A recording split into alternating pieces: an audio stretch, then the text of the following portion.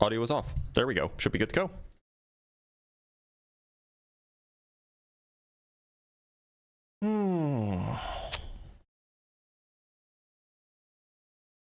Howdy, howdy, howdy. Hope everybody's having a good day.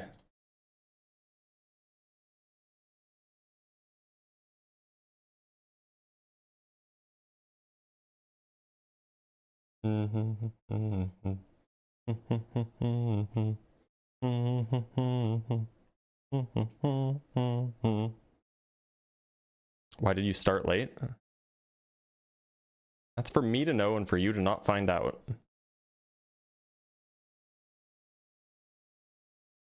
Howdy, howdy, everybody.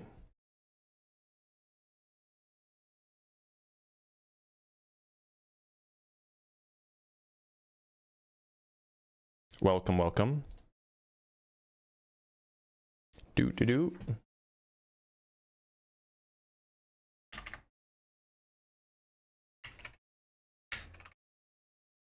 There's my water bottle. Should be good to go.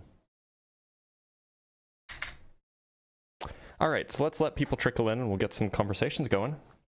In the meantime, I hope everybody's having a good Thursday. I know that I did not. I woke up very early and could not sleep very well.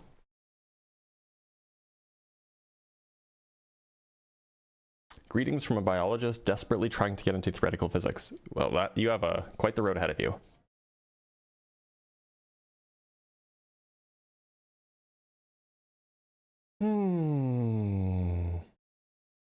I always have to refresh to get the live stream going. Well, that I don't know why that's the case.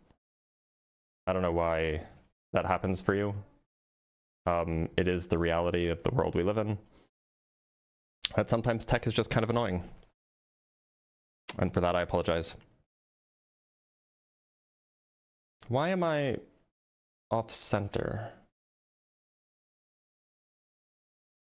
I don't know how this happens, but like literally every day, my camera seems like it tilts a little bit more every day, and I have to fix it every day.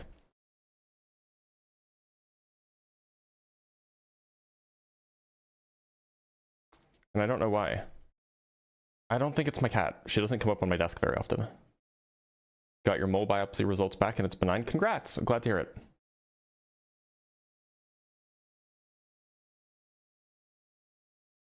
From Tim Davidson with the $5. Until the box is seen, it is both delivery and DiGiorno's. Schrodinger's pizza.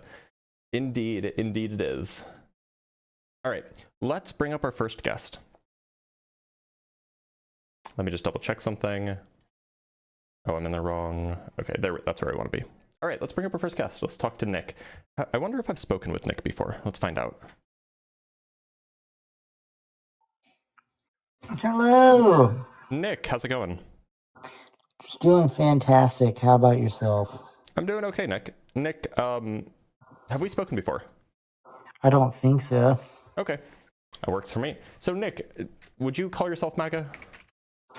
I did vote for Donald Trump, but MAGA is not an identity, it's a political slogan. Well, I mean, unfortunately, that's just not true anymore. There are people who definitely call themselves MAGA. They say, you know, they're MAGA Republicans. They associate with an ideology called MAGA. I mean, like, if you just don't want to call yourself that, if you want to say that you align with the kinds of people who call themselves MAGA Republicans, that's fine. Yeah, I would consider myself an American patriot. Okay, Nick, I do have a few questions that I would just like to ask. It's just for my own edification. It's nothing like they're not gotchas. They're just 3 yes or no questions for a survey. Is that okay if we start with that? Yeah.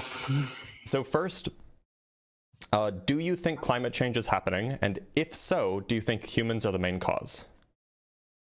Yes, definitely. I think there is some form of climate change happening due to, industrial revolutions and definitely man-made things that can change the outcome of our atmosphere and things like that. Yeah, absolutely. Okay. And do you think that the vaccines that we typically administer to children and infants are generally safe and effective? I think for the most part, but there's definitely room for scrutiny and questions behind the efficacy of those vaccines for sure. So you would say that they're like generally safe and effective, but like, we should keep doing science? Absolutely. Okay. And third, do you think that humans evolved from non-human ancestors? Do I think that humans evolved from non-human ancestors? Yeah. Can you give an example of a non-human ancestor? Australopithecus. And that is, in layman's terms? It's a kind of primate that's not a human. Uh, I don't know. That's a tricky. I'd have to Okay. say yes and no. How about unsure? Unsure. Yeah, yeah. Okay, great. So those are all the questions. It's just interesting to get people's views on these things before we have these conversations. So look, the background here is that MAGA is anti-science. And here I'm referring to kind of the social movement, the political ideology, whatever you want to call it. And by anti-science, what I mean is something very specific. I mean that as a political movement, it rejects and or delegitimizes mainstream scientific consensus, and it also undermines the institutions and procedures that we use to produce scientific knowledge. So do you agree, disagree, or somewhere in between? I mean, I would say that more so for, Democratic leaning. I would say that, more so on the Democratic side, they more so ignore science more than anybody. So, I mean, we could have that conversation, but the question is about the kind of the MAGA wing of the Republican or of the right-leaning political movements in the United States. So, I mean, perhaps you think that the Democrats do this more. Do you think that the right-leaning MAGA wing of the right-leaning conservative political ideology does it at all? I think you could definitely, if you really wanted to look for certain examples of conservative-leaning people ignoring science in certain topics, but I think as a whole, I wouldn't say that the MAGA movement is anti-science. I would actually say the opposite. I would say that conservatives are more for, science-based and fact-based, statistics than any other political organization. So did you agree with my definition of what it means to be anti-science for a political movement? Yeah. Okay, so if I could give you examples of the MAGA movement or the MAGA-aligned Republican movement, Republican political ideology, both rejecting mainstream scientific consensus and undermining the scientific institutions, would that be sufficient to convince you that MAGA is indeed anti-science? Not as a whole, but I think that if you gave me some examples, I mean, I have no reason to disagree with that. Okay, so let's start with the latter. So we're talking about undermining institutions and procedures. So are you familiar with the National Science Foundation? Yeah, I'm loosely familiar. So just in case the audience doesn't know, this is the largest non-medical science granting organization or science granting institution in the country. It's a federal institution. It's controlled by the executive branch. Are you aware that for the 2027 budget proposal produced by the Trump administration, which is kind of the head of the MAGA ideology, they're proposing to cut the National Science Foundation budget by 52%. Yeah, I did hear something loosely along that lines, yeah. So would that be an example of, say, undermining the institutions that produce that scientific knowledge? Well, I mean, without context behind the reasoning, no. What reasoning would make it so that it's not undermining those institutions? Well, I mean, there's several variables that go into cutting funding for certain institutions. It's not necessarily science-based as to why you would make those decisions. Well, look, so I'm not saying that there's some science-based reason as to why they made this decision. That's kind of irrelevant. The question is whether or not they're undermining those institutions. No, I wouldn't say they're directly undermining it because they obviously have to have a reason as to why they would want to cut certain budgets. So look, I mean, you can have a reason for things and still undermine them. What do you think the word undermine means? No, you're absolutely correct. But I mean, by just saying that they're doing that is undermining it. I mean, you're leaving out a lot of context. Well, what do you think the word undermining means? To neglect or ignore. Perhaps certain reduce authority. perhaps reduce the effectiveness of? Yeah, you could say that too. So the primary function of the National Science Foundation is to provide financial support for scientific investigations. So if you're cutting their budget by more than half, then it just seems like that their function, which is to provide money for scientific research, is being reduced. Correct. And so that would be undermining their goals, or undermining their, the purpose of that institution. Correct. Absolutely. However, there has to be obviously a reason as to why that is being done. Either the actors in question are not acting in an ethical sense, or maybe they're not putting the money towards something they're supposed to. There's obviously repercussions for everything that we do and do not do in this world. So like I said, there's got to be context behind that decision. So are you aware that this happened last year too? In 2025, Trump's administration proposed a basically equal size cut to the National Science Foundation. And as a consequence of that proposed cut, the National Science Foundation, whose head is a Trump appointee, just ordered the cutting of thousands of scientific grants. In fact, wow. This included cutting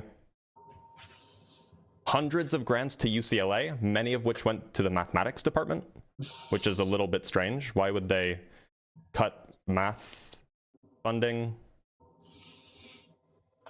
That is a good question. However, I don't know. That's a great question that you're asking. What I'm getting at is that it seems like that this is a standard operating procedure for the Trump administration to try to cut the funding for scientific institutions. And if this was just the National Science Foundation, maybe you have a point. Maybe there's a reason why the National Science Foundation would be getting this big cut. Maybe they're not achieving their goals or whatever. But it's not just the National Science Foundation. The science division of NASA has received, or is proposed to receive, a roughly 50% cut. The portion of the Department of Agriculture that does climate science has received, or has had proposed, a large cut to it as well. The National Institute of Health has a proposed large cut. The Department of Energy, which a lot of scientific funding comes from, has a proposed large cut for the scientific branch. So it seems like this is just a trend in the Trump administration. Where'd you go? When you're off the app, I can't hear you.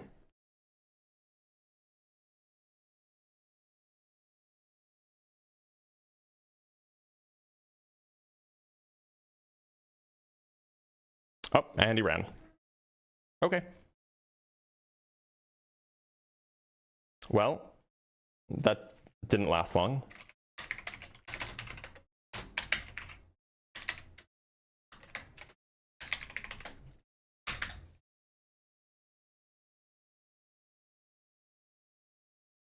All right, let's bring up our next guest.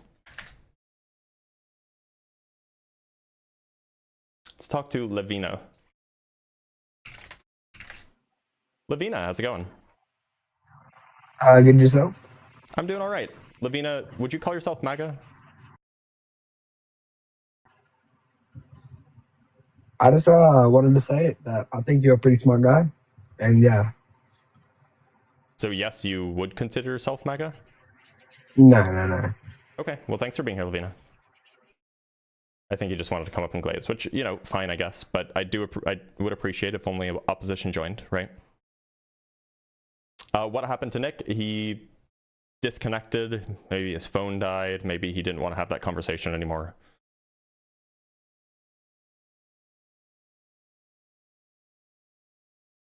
I feel like I'm gonna sneeze. Don't you hate that feeling? That feeling that you're going to sneeze, but you don't yet?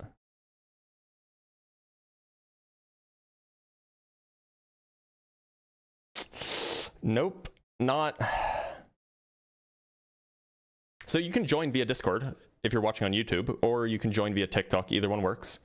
They're both valid ways to join. Just make sure that you're 18 plus and we can have a conversation about it. Look into a bright light. Interestingly enough, it's called the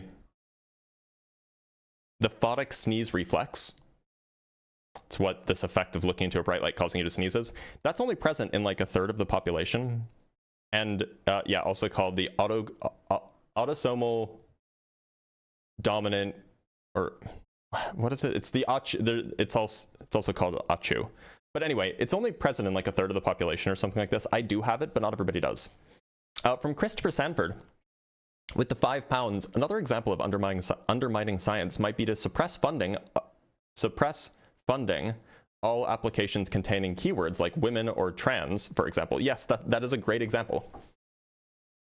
Can we talk about the moon landing? I mean, in principle, yeah, if you want to come and like deny that the moon landing happened, I can assure you that the kinds of people who are more likely to deny that the kinds of people who will deny the moon landing happened are more likely to be MAGA than they are to be, you know, Democrats or whatever.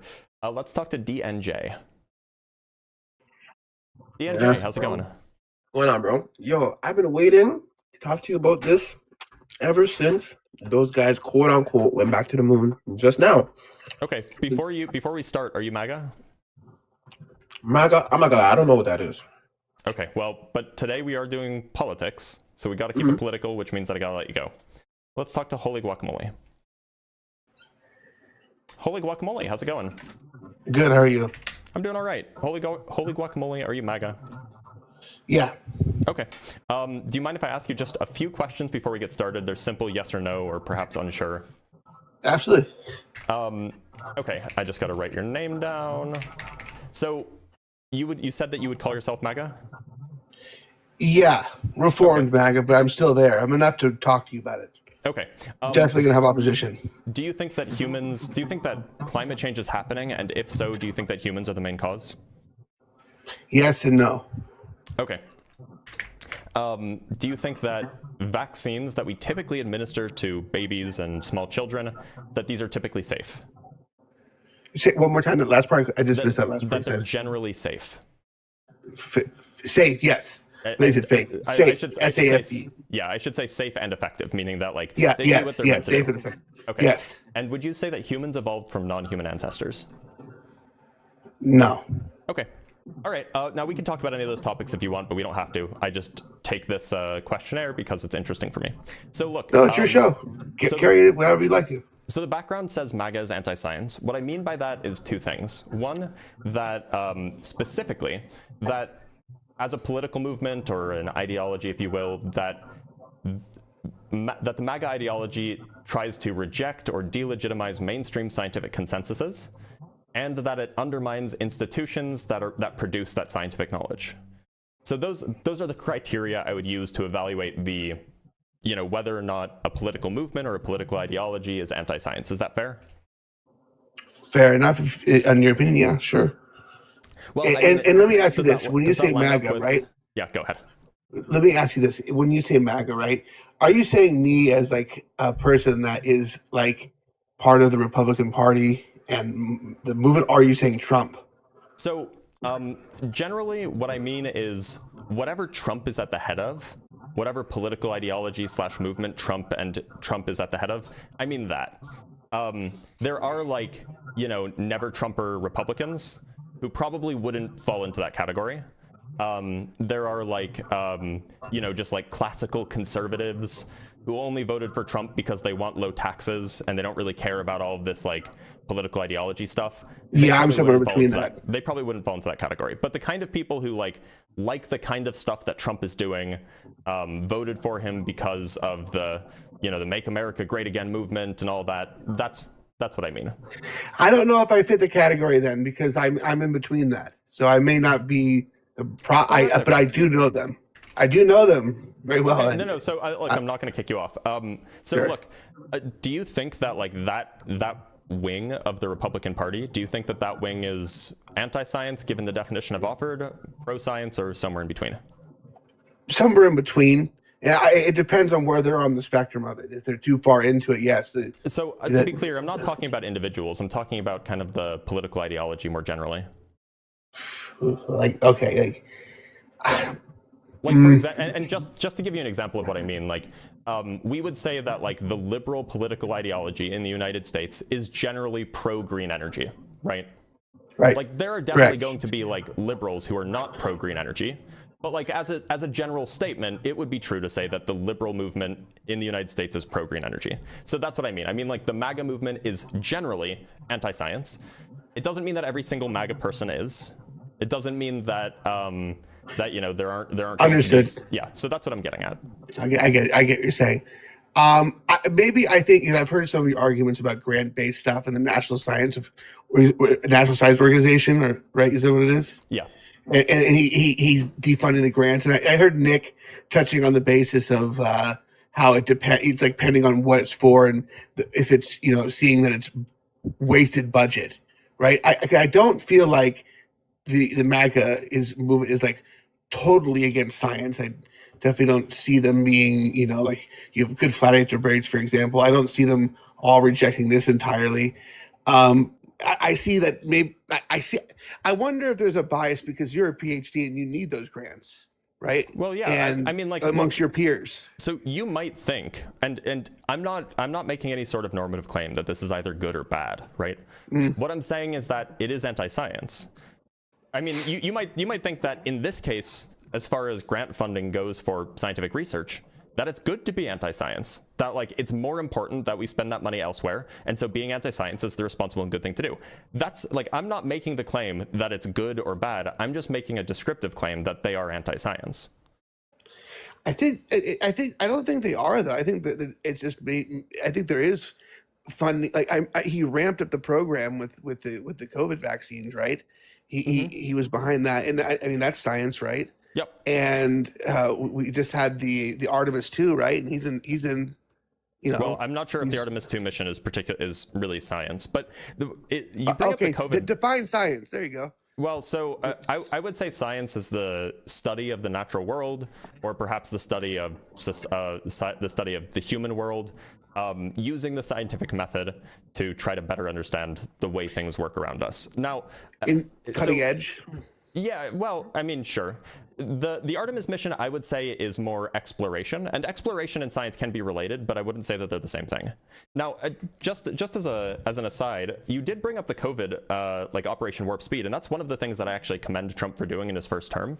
But consider how people have reacted, how the MAGA movement ideology has developed around the COVID vaccine.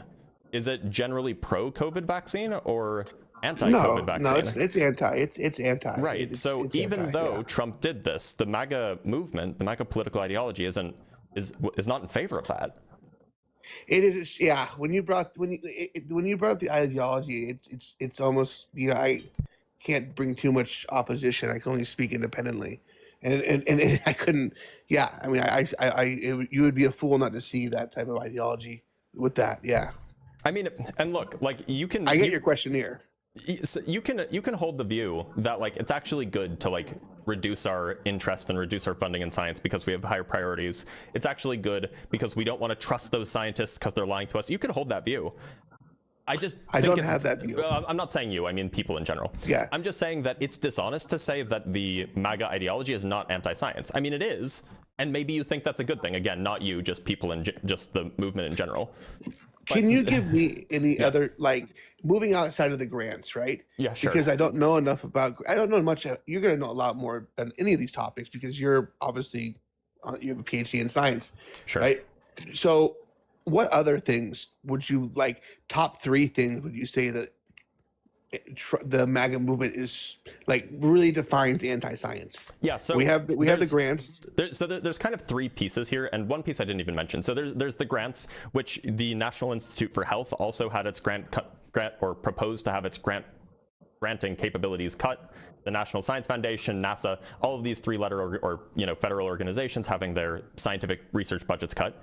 Then there's scientific instruments that have been either proposed to be canceled or actually canceled.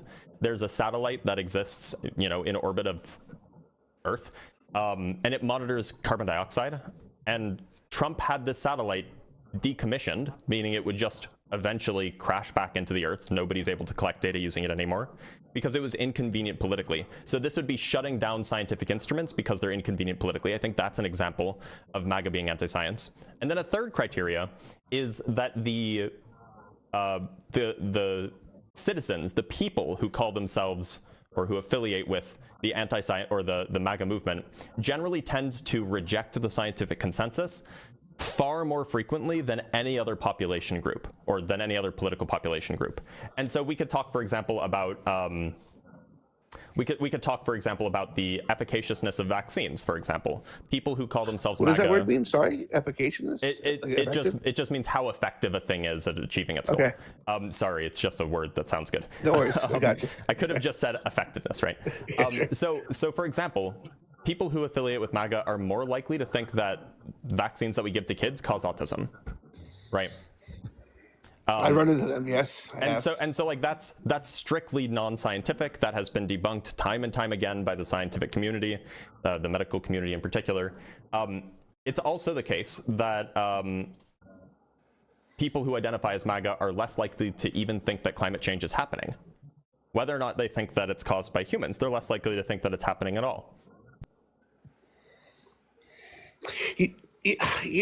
It's a strange position to find non-extremists, like we talked about earlier, MAGA, but the ideology, yeah, I suppose, yeah, you're going to have those more in there when they're still rocking the hat, especially given the times right now politically.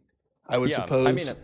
I mean, look, it's not to say that like every MAGA thinks that evolution is fake and that, you know, climate change is a hoax and that vaccines are, vaccines cause autism. But if you were to find somebody who believes all of those things, the odds of them being MAGA is like 90%. Yeah, I get you. You know, with that, I wish the next person luck. It did give me a lot more insight to like what you're proposing there, because there's really no debating that. I would think so myself. Yeah, I think for me the debate would just be more like the overall science. Like I think it's a big statement. I don't really agree, like overall, like because there is funding there. He doesn't completely slash it all, and he has done things that do help science. I mean, but look, my view on that, and like absolutely, I agree. Like the National Science, according to Trump's proposed budget, the National Science Foundation would still have a budget of $4 billion, but that's $4 billion less than it got last year, or got this year rather. So, and my way of explaining why this is still anti-science is, imagine that you are, and we always have to link back to Nazi Germany, of course, right? Like, because it's a good way to convey an idea. Imagine that we're living in Nazi Germany, right? This is perhaps this didn't actually happen, but imagine it did. So imagine that it's 1933. Analogy, yeah. So imagine it's 1933. Hitler comes to power. Hitler doesn't start immediately, sending Jews to death camps. Instead, he just says, if you're Jewish, you have to pay 50% of your income to for tax. It's the Jew tax, right? Now, he's not taking all of the Jews' money, but it's still anti-Jewish, right? Yeah. And so, even if you don't take all of the scientists' money, it can still be anti-science. Yeah, right. Especially if you don't put I guess you can't put like how percent of his anti-science he is up there, and so there. Yeah, it is still anti-science to pull half of funding to keep it there, because you could technically, my opinion is there's plenty of money that shouldn't cut it. There's no need to cut it. But I mean, look, you might have a point, and I don't mean you, I mean just generally. Yeah. You might be able to excuse cutting the National Science Foundation and all of these other. The National Science Foundation is the most egregious. That's why I harp on that. But there might be an explanation for why this is happening that's not anti-science if all of the departments were getting cuts. But if you go look at the proposed budget for what is supposed to be getting cut, it's the scientific organizations are getting proposed cuts, and then other things are getting increases, like the military. The military budget is getting like an enormous budget increase, right? So the Department of War is supposed to get a 43%, at least proposed 43% budget increase. The National Nuclear Security Administration is supposed to get a 12% budget increase. The Department of Justice is supposed to get a 13% budget. So like, it's not that everything is getting cut across the board because we have to save money. It's specifically the things that fund our scientific endeavors in the United States are getting cut. And that sounds like it's when you read that, this is where I turn my nose against the MAGA movement, because that's where he lost me. That's where the plot got lost a bit. And so, I think you got great points there, Dr. Blitz. And maybe I come back. You're doing this once a week? Depends on how I'm feeling, but I'm thinking about doing it on Thursdays, at least for the time being. I'm gonna try to look at those percentages so I can come back to you a little bit more prepared with those 3 categories, and we can have even a better discourse about it. So just how then you can find them. I can show you the link to get to the proposed budget. Yeah. So let me pull it up really quick. Your nose is healing great, by the way. Yeah, it really is. It's I mean, I'll probably have a scar, but it's looking a lot better than it was last week. Look a lot better, yeah. So here we have the budget of the U.S. government as proposed by the Office of Management and Budget, fiscal year 2027. So if you look up, I actually just clicked on this from a link, and this is an annoying URL to type in. But if you look up the budget of the U.S. government, Office of Management and Budget, fiscal year 2027, I imagine you'll find it. And in this document, if you go down to the very bottom, it has a summary of the for the various agencies, the discretionary request by major agencies, and so on. So this is the thing that I've been referencing, and in particular, that's what I'll focus on and see where I go with it. Sounds good. Thanks for being here, Well, Ben. thanks for your time. Yeah, of course. Take care. Take care.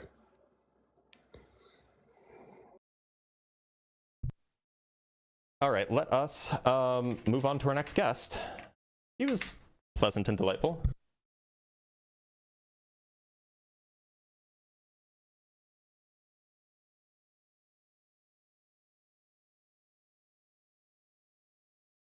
Okay. I don't think I was muted for that. That's okay. It's not a big deal.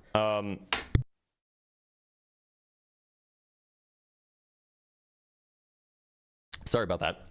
Let me just read some super chats and we'll move on to our next guest. From Tim Davidson with the $5. Autosomal compelled helio-ophthalmic outburst. The bastards called it ACHU. Yeah, this is what's called a backronym.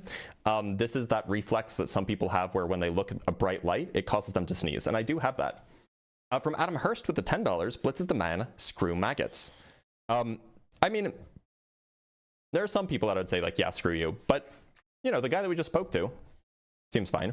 From DJ Arpy with the $2, check color audio chain like doubled causing phase. Yeah, I realized earlier, I realized at the beginning of that conversation that I was duplicating their audio, so that should be fixed now.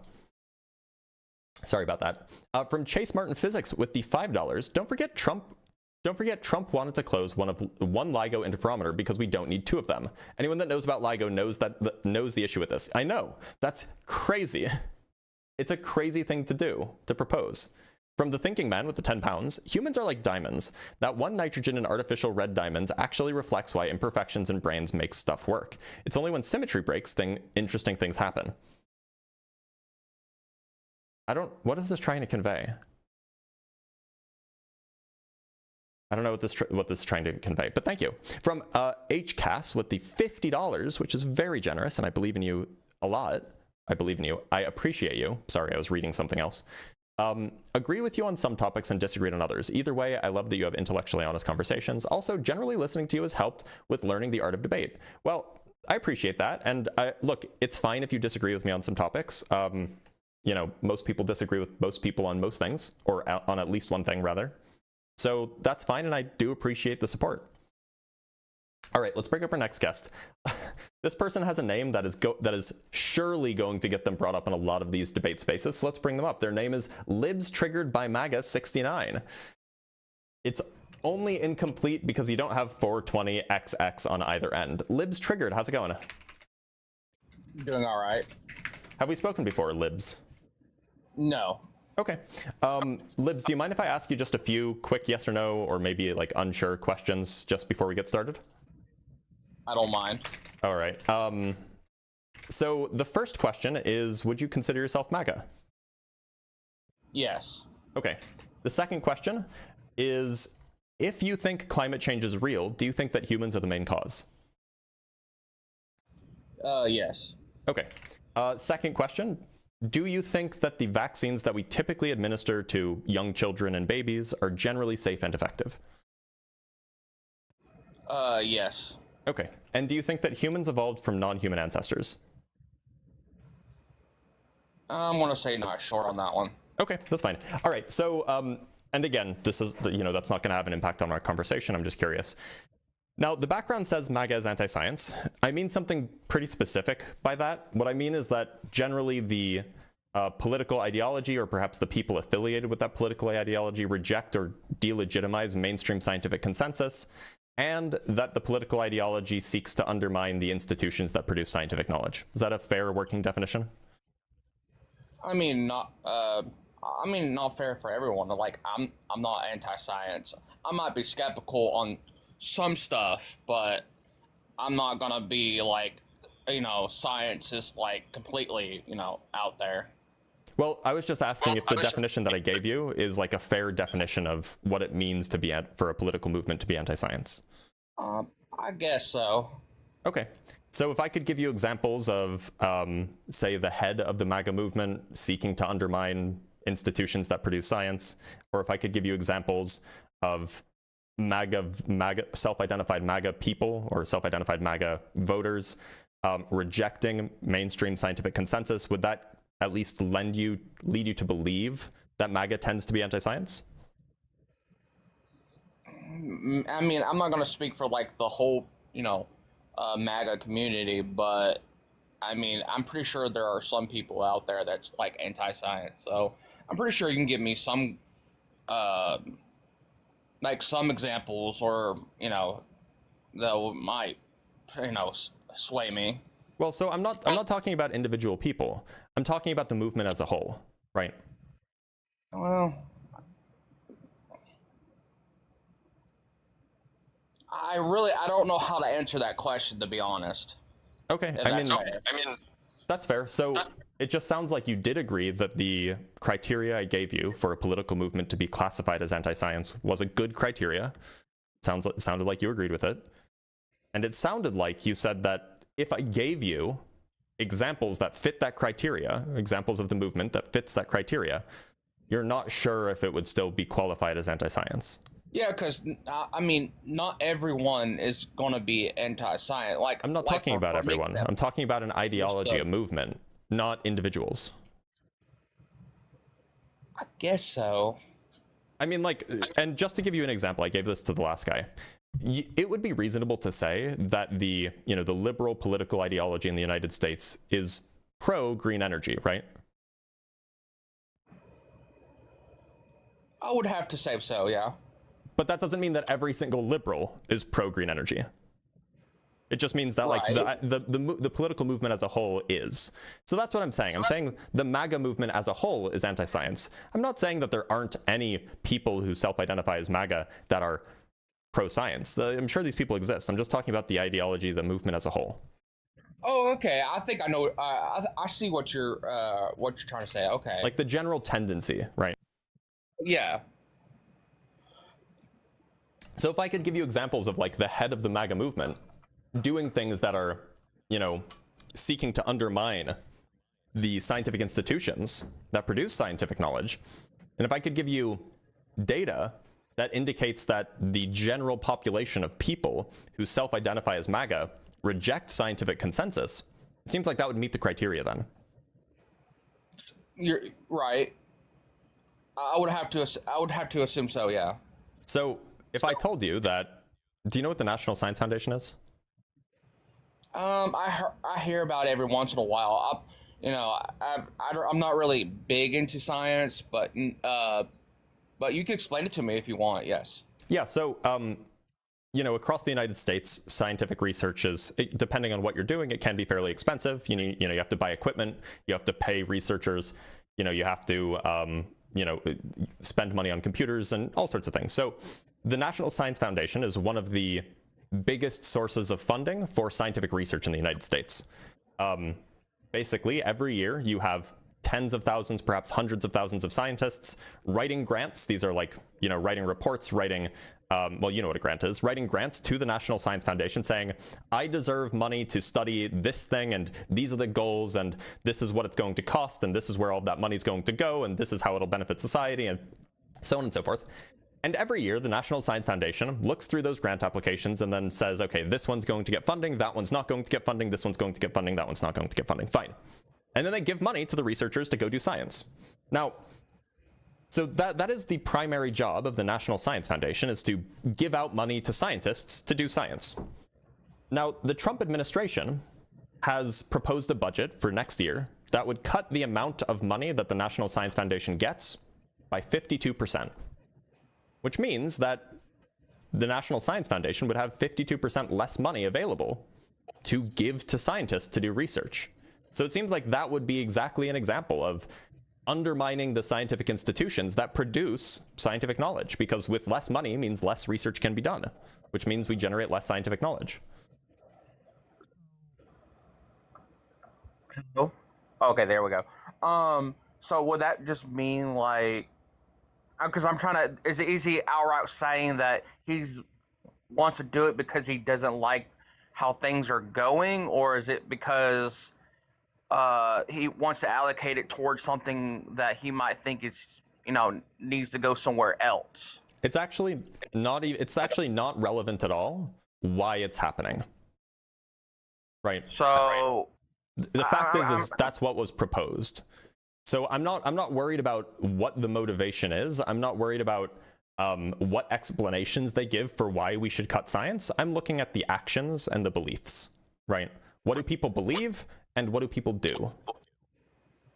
I'm sort of confused at the moment, because are you trying to say, like, since he's cutting it and or giving less money to the foundation or to the science foundation, he's anti-science? Well, so one of the criteria for a political movement to be anti-science is that it undermines the institutions that produce scientific knowledge. And cutting funding is one of the best ways to undermine an institution.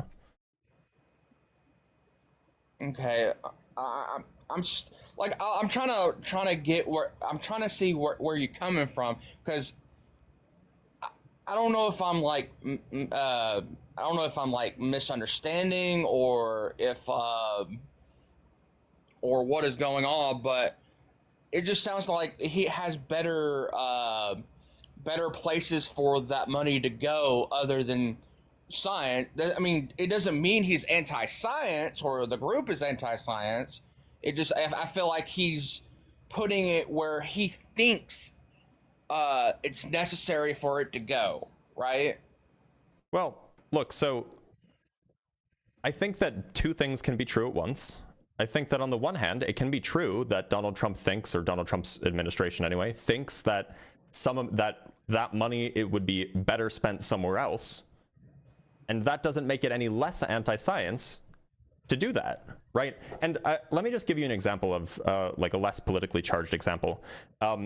Suppose that, you know, we as a civilization, as a country, we've decided that, at least for the past 50 years or something like this, we've decided that it's worthwhile to fund our national parks, right?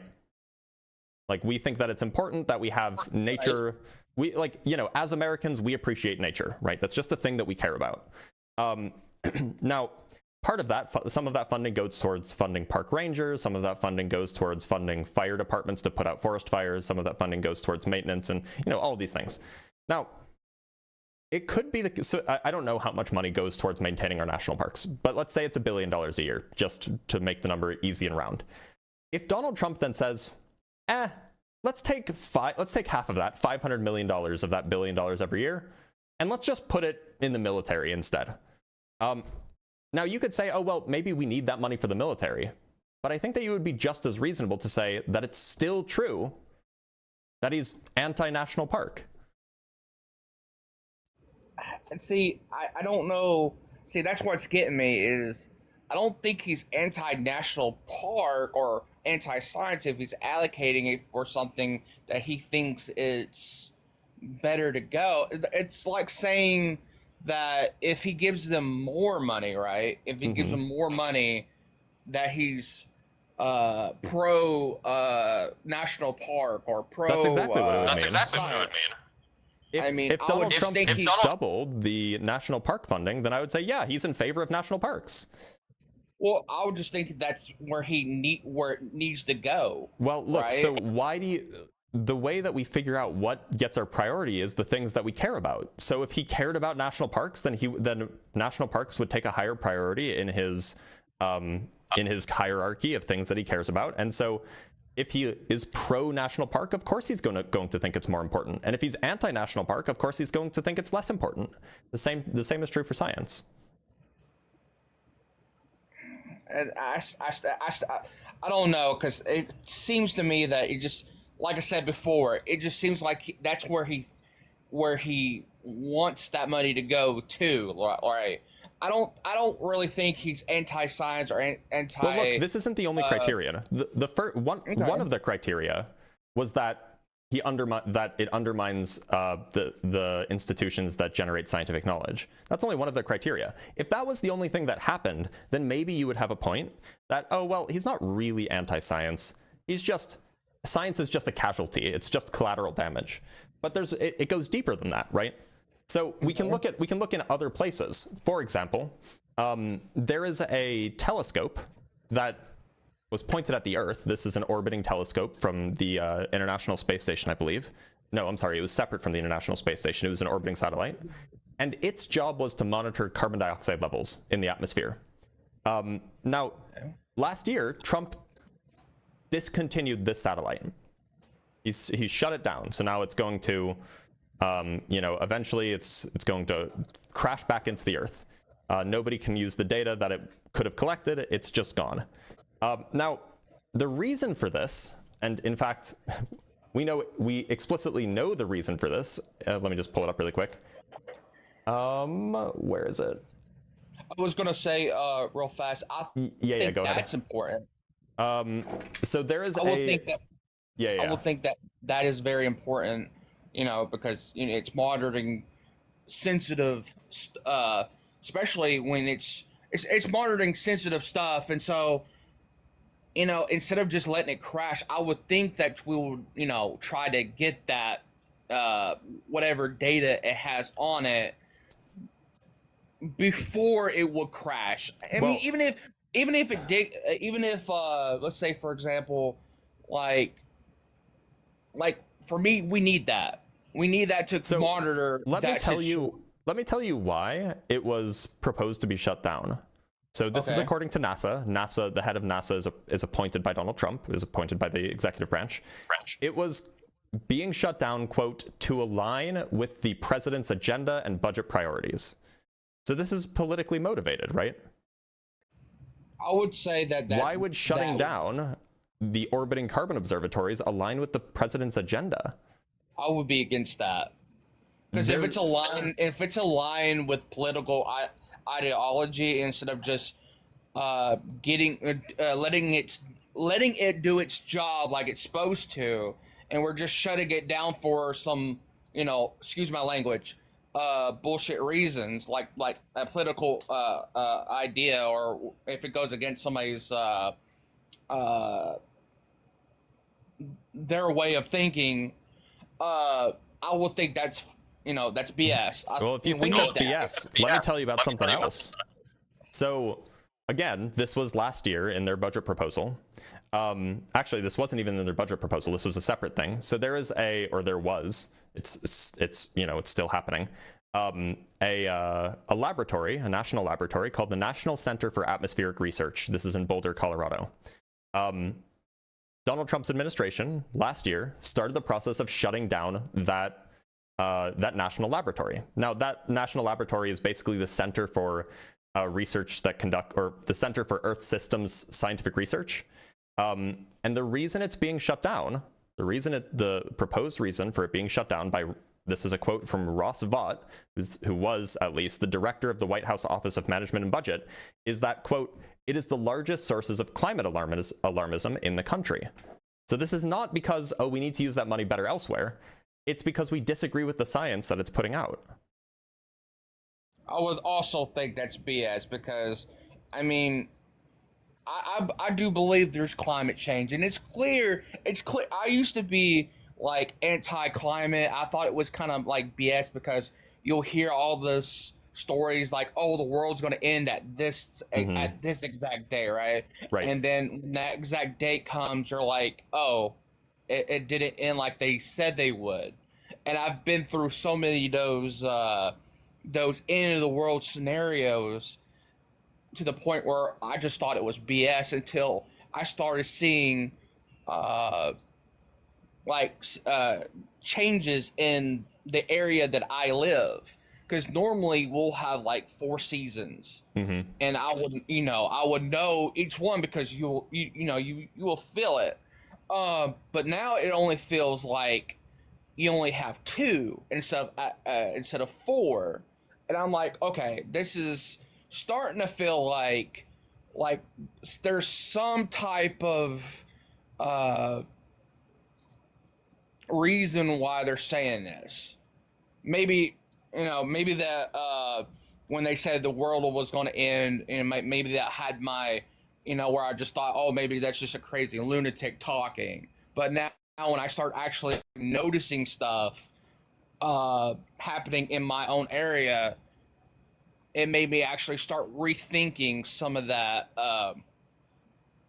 what they were saying about climate change. I mean, and so, look, I'm glad that you have reevaluated it, but isn't it kind of strange that it took until it personally affected you for you to take the science seriously? I would have to say so, yes. I mean, I guess I would have to notice the change for me to actually to see if it was true, I guess. So if that's fair to say. And this might be surprising to you. It's surprising. It actually was really surprising to me when I found out about it too. 1 sec, let me pull something up really quick. So there was an analysis done at Berkeley that examined the large, like the what's the word? Not large. The major climate model predictions since the 70s. So, there's always these stories about how, they've been predicting that the climate's going to explode or whatever, every year for the last 30 years or something like this, right? Like that's a thing that people say. It's not true. It's strictly not true that these climate models have really been wrong in the past. And if I could find it, I would love to find it. Oh yeah, here it is.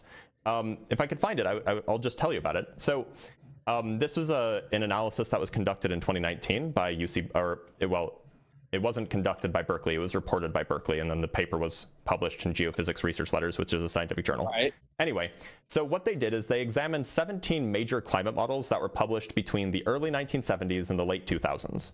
So this is, all of those climate models that are talking about, how the global average temperature is going to change and what's going to happen and all of this stuff. What they found is that 14 of the 17 major climate models that were published between those dates were pretty accurate. And of the ones that were not accurate, the reason they were not accurate is because they weren't able to foresee things that humans did. So for example, and this is discussed in, I'll just show you the thing I'm looking at. This is discussed in the article. Let me see if I can find it. Yeah, so there's one, there's one, quote, iconic climate model that was published by James Hansen of NASA in 1988. And this is one that a lot of people are like, oh, it got it so wrong, because the predictions for temperatures after 1988 were 50% higher than what actually ended up happening. So people are like, oh, he got it wrong. Like, he was off by 50%, which is a lot. But the reason why he was wrong is because the world came together and put forward the Montreal Protocol, which went into effect in 1989. And so, of course, he couldn't foresee that humans were going to, do an international collaboration to ban CFCs, these were the things that caused the hole in the ozone layer. Of course, he couldn't predict that. So, of course, his model was going to be wrong. But if you account for that, then his calculations are right. So what I'm saying is it's just not the case that these climate models have actually been overwhelmingly wrong. They've been overwhelmingly right. It's just the news and the media tend to overblow things. Ask you, what is the Montreal Protocol? Yeah, that was before my time. Yeah. No, that's fine. So, do you remember the hole in the ozone layer thing? As a kid, yes. Yeah, they were trying to say that we was burning a hole in the ozone, and if we kept on doing it, that it would take out the ozone where it protects us from from UV is what it does. Radiation. Yeah. So right, so that was a real thing that was happening. This was happening in this. I think it started in the 70s, but it was definitely a thing in the 80s. And what was found after studying this is that the thing that was basically destroying the ozone layer was a kind of chemical that was used in refrigerants, I want to say, and like hairspray. It's called a chlorofluorocarbon. It's a type of molecule that was used for some things. And it was basically, we started using those chemicals all over the place, and that's what was destroying the ozone layer. So in 1988, or rather in 1989, the whole world came together and we banned it. We banned that chemical. We banned those kinds of chemicals. So now you just can't get those kinds of chemicals anymore, except in like very specific, you know, like there are some exceptions, but like with very few exceptions, you just can't get those chemicals anymore. And so the ozone layer has been healing since then. Like we're not emitting all of these chlorofluorocarbons, so like the hole in the ozone layer is shrinking. And so that's what the Montreal Protocol did. It was an international treaty, and it was probably one of the most successful climate treaties that humans have ever conducted, because it worked. It happened. We succeeded, and now we solved that problem, right? But so what I'm getting at is that when the climate models got it wrong, they got it wrong because they weren't able to predict things like the Montreal Protocol, you know, being agreed upon. But setting that aside, sorry, go ahead.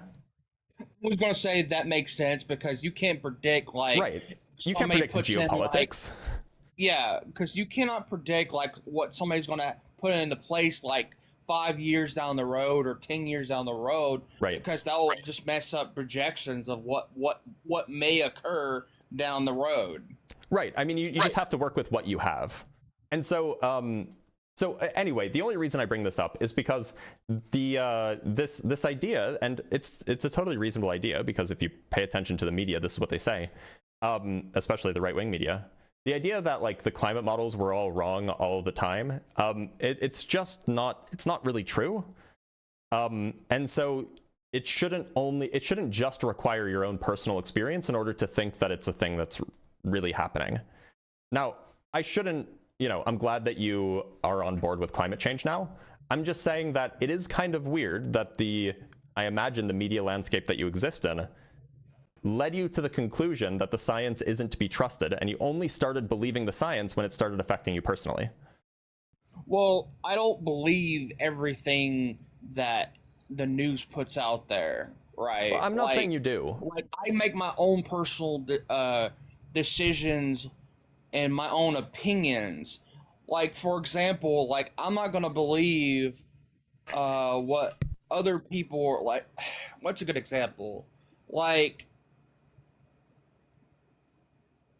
if Trump came out yesterday, the next day, and said that global warming is fake, I wouldn't believe him. He did say that, by the way. Oh, okay. Well, let me give another example.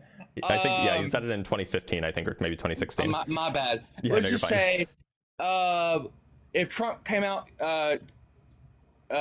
tomorrow and says the sun doesn't exist, it's just a light bulb in the sky. Right. I would make my own opinion on that. Like, I don't believe every single thing that the guy says or anybody says. I make my decisions based on, and if I'm wrong, I'm wrong. Right. No, and I'm not saying that you just believe whatever anybody says. What I'm saying is that, look, we all exist in an information ecosystem, right? Like, you know, I go on Reddit and I read Reddit, and then, like, you know, I'll watch clips on TikTok, and I'll turn on the TV and watch news. We're all surrounded by information coming in all directions.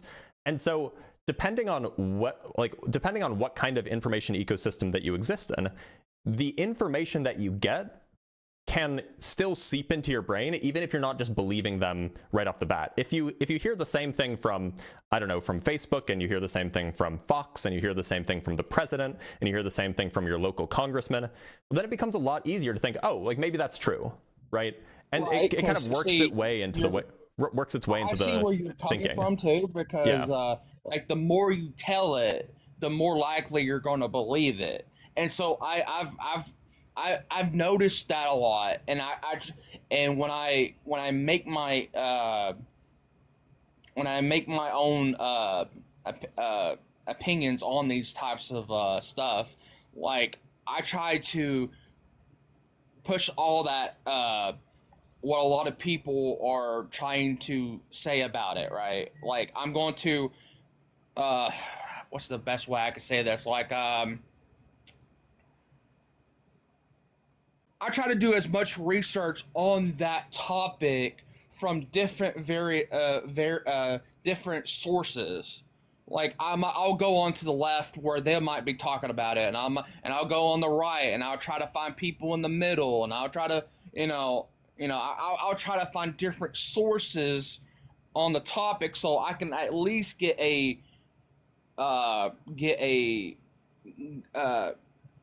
see where I can base my opinion on that, right?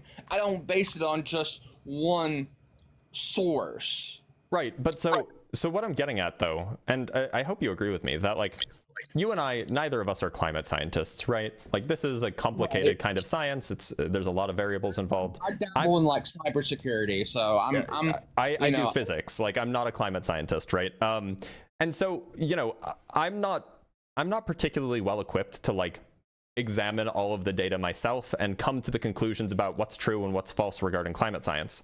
So I think the most reasonable thing to do, and I hope that you agree with me, is that you should listen to the people who are climate scientists and listen to what the collection of climate scientists say about something. Because, if there's 10,000 climate scientists in the country, I don't know how many there actually are, but let's say there's 10,000, and let's say 9,900 of them all say that this is what all of the data says, it just seems most likely true that they're right about that, right? Because they know better than I do about climate science, and they're not all going to be wrong because they're experts. Right. And let me ask you, can I ask you a question? Sure. What if they're is what they say is political motivated, right? Well, it's a good question. Still believe them? It's a good question, and so let's consider the alternatives, right? So on the one hand, suppose for a moment that we don't know for sure, but suppose for a moment that we think the scientists might be politically motivated. Okay, well, what are the other options? So maybe we don't believe the scientists. Who should we believe? Well, we shouldn't believe the politicians. They're obviously politically motivated. Right. Should we believe the media? No, they're obviously politically motivated. Right. Like should we just believe like the guy down at the local watering hole? Like why would he know anything about anything? Should we just So I think probably the best bet, it's not a sure thing, but I think probably the best bet is to just assume that the scientists are least likely to be politically motivated of all of the people who are telling us things. And so even though we might be wrong about that, it's at least probably if I were a betting man, I would put my money on the scientists with regards to what the science is. Maybe they are politically motivated. Maybe they're all wrong about this thing, or maybe they're all lying to us. But it just seems like on the measure of what's most likely to be true, it seems like the scientists are less likely to be politically motivated, or less likely to be wrong than, anybody else who might be telling me something about science anyway.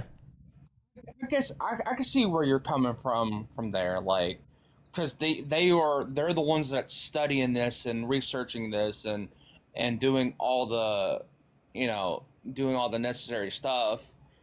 And so you might have some people in that let's say laboratory where they're doing all the research at. They might have some people that might lean to the left or to the right. So I guess I get where you're trying to come from. Like, I mean, they might feel different about whatever they're researching in. Yeah, I mean, so generally, I think that so for what it's worth, it is true that most scientists are left of center, or at least more than the total population is, right? Just for whatever reason. But I think that, to say that scientists care more about politics than they care about doing good science, I think is probably just a bit of a stretch. And there's a lot more scientists than there are politicians, right? And so you'd have to have an even bigger kind of conspiracy about political motivation than for these scientists all being politically motivated. And So look, all I'm suggesting, and I think that this is just like a good way to figure out what's true, is that if you're trying to figure out what's true about some scientific thing, like, is the Earth getting warmer? Does this kind of medicine actually work? You know, is XYZ psychiatric disorder linked to, you know, some hormone? Is overfishing this kind of fish causing a decrease in, or an increase in an algae population? Like, if you're asking some question about the way the world is and the way that human societies interact with the world, it seems like the best way to get the answer is to just go listen to what the scientists are telling you, the relevant scientists who study that thing. I get that. Sorry, just one more thing. And just to kind of bring it full circle, I think that it's useful and important that people in the United States are well informed on the way the world works, and that means that we need to fund science. We need to spend money on scientists. And so I think giving power to a political organization or a political ideology that is definitely reducing funding, is reducing the amount of scientific research that we can produce, I think that that's probably not a good thing for our country. I mean, I kind of get where you're coming from, because science is important and it should be funded. I mean, and they might not get the exact same amount of money that they should, but it doesn't make it more less important, right? So I mean, we'll always ask for more money. Exactly. Of course, we'll always ask for more money, but like, there is a line, right, where if the level of funding has been this much for 20 years, and then all of a sudden someone comes in and proposes that we cut it in half, well, that would be pretty destructive, right? I get it, like, because you might be working on a project that might need that funding going in, and since it's like somebody comes in and just cuts it in half, I mean, you're like, okay, well, I kind of needed that money for, so-and-so project. Yeah, like, maybe they're working on, I don't know how much TV you watch. I was in the hospital a lot lately, so I've seen a lot of TV. You know how they have all these ads? You know how they have all these ads for like adalimumab or like Finazarab or whatever, like all these things that end in ab, like these medicines? Have you seen these? I've seen like commercials advertise like different types of medicines. Yeah. So the kind of medicine that I'm talking about is called a biologic. And it's a fairly new thing. It's like 10 or maybe 20 years old. And they're extraordinarily effective for treating specific kinds of diseases. Like, they're really effective against, like, for autoimmune diseases. They can be really effective for cancers. But they're really highly specialized medicines that take a lot of money to research. And that's actually why they're so expensive too. Yeah. But like, these are medicines that can like cure serious diseases. They just cost a lot of money to research and develop. So if you just take away half their funding, maybe now Huntington's disease won't be cured, right? I can see where you're coming from, because, like, for example, like, they said that, I don't know how true it is, but I'm just going based on what I've heard. That I think it was Russia that found like a cure to like some cancer, and so I think that we're trying to do exactly the same thing. I don't know how true that is, but so I would always be skeptical. If a headline says that a cancer was cured and then 5 years later you still see people with that cancer, I would be very skeptical of that. Right. And this is just something I've learned over the years, is just that media will often report that, like, we have a cure for XYZ kind of cancer because they tested it in rats and it worked in rats, but then it doesn't translate necessarily to people, right? But I mean, the point is that, like, medicine is the easiest thing to link to, but like, there are other aspects of science that are also really important, like studying the thing to think about is studying the carbon dioxide in the atmosphere. It turns out knowing how the carbon dioxide moves around across the atmosphere over the course of a year can really significantly influence how you plant your crops, because obviously plants need carbon dioxide, and you want to plant them at the time that is optimal for when the carbon dioxide is, in the right place at the right time, so that the plants can get the carbon dioxide when they need it. So that's, like, all of this stuff is important. It's not just, you know, researching how frogs have sex or whatever, right?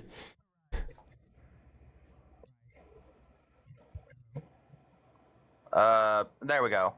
My sound kind of is going in and out. So Sorry about that. No, you're fine. But anyway, look, it sounds like we agree at least that it's important that we should be funding science, and it's important that we should, you know, if we want to know what's true about the world, we should probably listen to the people who study it. Now, that may or may not apply to MAGA, but I do think that this is, I think that this has been at least productive. So is it fair if I let you go? Well, I was going to ask sure. you one more thing before I go, and it was That's actually totally one fine. of the things that I mainly came up here for. What is your thoughts on like the you know, is it okay to say COVID? Yeah, you can say COVID. Okay, the COVID vaccine. Like, So- for example, like, Yeah, go ahead. I don't believe that every vaccine is bad for you, right? Like, I've taken all the vaccine, like, for like, you know, that you're supposed to take. So I am for vaccines. It's just that, in my personal opinion, that the COVID vaccine was kind of rushed out, and so it kind of a lot of trust was not put into it, and so I wouldn't take it because of how rushed it was taken. And look, So so I was gonna get your opinion on it. I absolutely agree that it was rushed out. It definitely was rushed out. Like, I mean, and you can understand why it was rushed out. We had this disease, which was spreading across the United States, spreading across the world. We didn't know how dangerous it was. And it was spreading really, really fast. And it could have been disastrous. I mean, it was really bad. I'm sure we agree on that. And so, Of course. you know, I think that somebody did a calculation, or somebody, you know, there were some meetings, and they're like, okay, do we take the risk of kind of skipping past some of the tests that we would normally have to do in hopes that we can get a vaccine out sooner so that we can, if it works, then we can save more people? Or is it not worth the risk? And somebody made the decision that it was worth the risk, right? And I mean, like, it was Donald Trump that made this decision. Now, and let me just show you a relevant chart. So this is a chart of people who died from COVID starting in October 9th, 2021, and going up until the end of August, or April 1st, 2023. Right.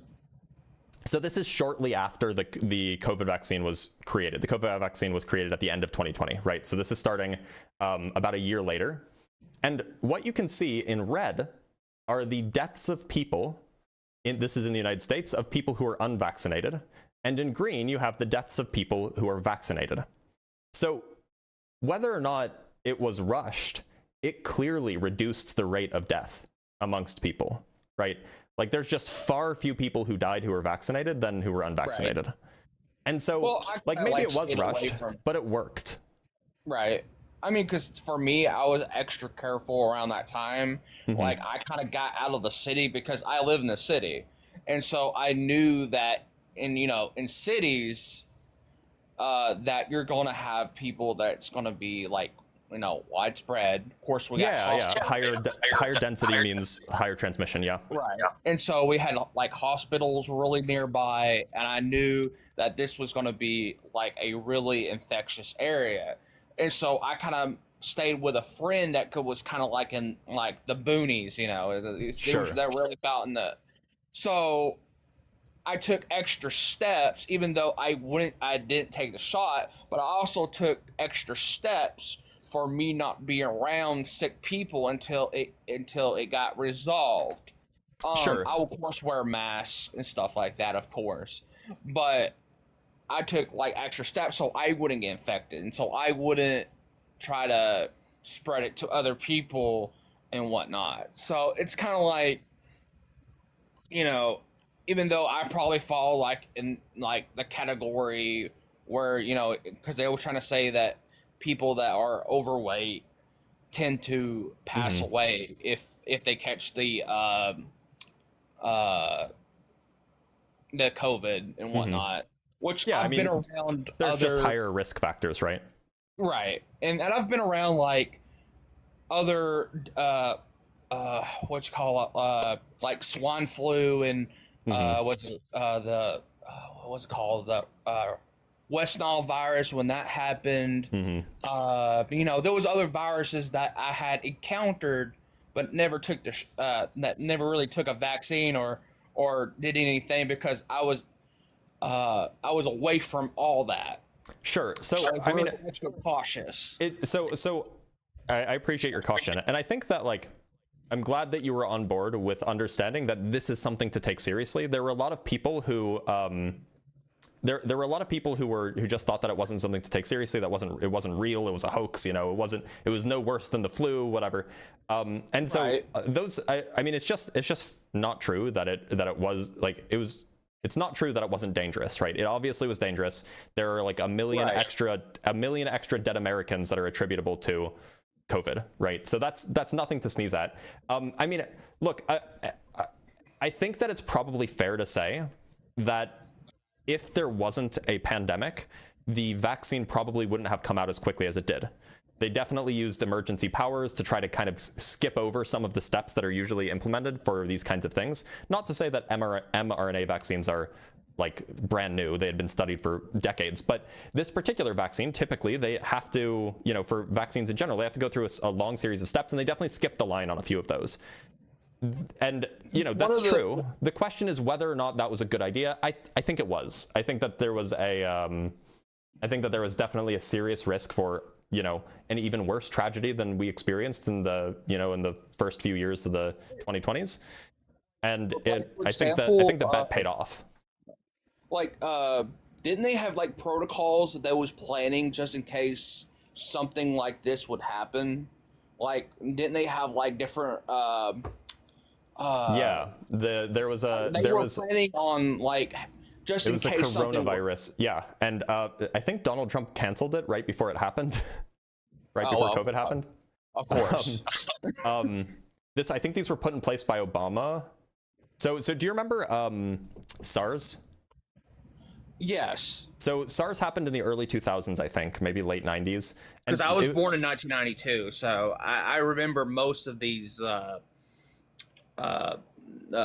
newer diseases that came out, or that kind of hurt people, let's put it like that. So SARS was a thing in the 90s or maybe early 2000s or something like this, and there was kind of a task force, basically a task force that was evaluated to, or like a part of the CDC, if I remember correctly, that was basically constructed to try to kind of predict another SARS virus and try to kind of preempt it and make sure that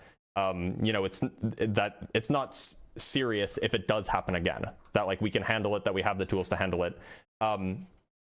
This was, and COVID was a SARS virus. It was SARS-CoV-2, right? I didn't know that. Yeah. So COVID was SARS-2 electric boogaloo, right? Like COVID was SARS. It was just a different that makes kind. sense where it said on some of the bottles or some of the cleaning products and the wipes and whatnot that why it said COVID or, Yep. or SARS-CoV-2. yeah. So so apparently, and I'm just double checking this because I want to make sure that I get the statements correct. So there is so it is the case that in 2018, really bad timing, the Trump administration fired the U.S. pandemic response team, which was implemented in response to SARS. And so had we had that, a few years later, maybe we would have had a better response, but we didn't. And I would have to say that was a big L on Trump because I mean, look, he couldn't have predicted the future, but yeah, like for like years, I like because I watched documentaries on like where they make they was making plans for like just in case a epidemic were to fold out and like in the United States, and how would it play out, and what was their go-to thing where they need to do and how to do it, how to set up and prepare, and just all kinds of different other stuff, right? They was sure. That was one of my favorite things that kind of watch. I was kind of like shocked that the how things played out with COVID didn't really. It went badly. Like it Yeah. went extremely bad.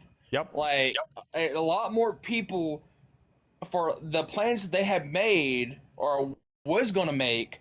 A lot of people died or unalived. I mean, that shouldn't have been unalived, right? Yeah. So we should have had something in place. So I mean we prepared for it. Yeah, so look, this is one of those things where like clearly things were just being cut because they wanted to save money. And this thing was probably cut not because somebody knew that COVID was coming, but just because they thought that, oh, well, this is a waste of money. It turns out it wasn't. But anyway, that's neither here nor there. Look, I think that you and I probably agree generally about COVID. It is, I mean, ultimately, it's everybody's decision whether they want to take a vaccine or not. I think that I appreciate that even though you didn't take the vaccine, you did take measures to try to keep yourself and keep your community safe. So that I don't think that you're a bad person. But libs triggered by MAGA. It seems like nobody got triggered today, which I'm glad and I appreciate. But I'm gonna let you go. Is that fair? Yeah, I had a good time on here. I want to give you a follow and everything. You're quite respectful, and you're actually the first. I don't know where you fall between the political spectrum, but you was actually enjoyable to talk to. Well, good. I'm glad to hear that. Have a good one, man. All right, you too. What a chap. What a delightful chap. I mean, we probably disagree on a lot of stuff, but look, we don't need to talk about, you know, all that stuff. We can talk about the science and see if we agree. And it seems like we do. It seems like, you know, he was open to that stuff. All right, let's read some super chats and then we'll bring on our next guest. From The Thinking Man with the £2, I was referring to mission to find the downed pilot. Well, yeah, no, I got that. I just didn't understand the whole thing about how it reflects why imperfections in brains make stuff work. From Tim Davidson with the $5, opinions are like buttholes. Everyone has them, most of them stink, and mine itches. Don't do that. Don't do that. Don't tell me that. From Jack Fetter with the $5, how can we expect the children to learn when they can't even fit in the building? You got that right, Zoolander. From Neural Void with the £5, we now use hydrofluorocarbons, HFCs. Now they're damaging but less likely to degrade into toxic intermediates through UV electron excitation. Well, okay, that's good.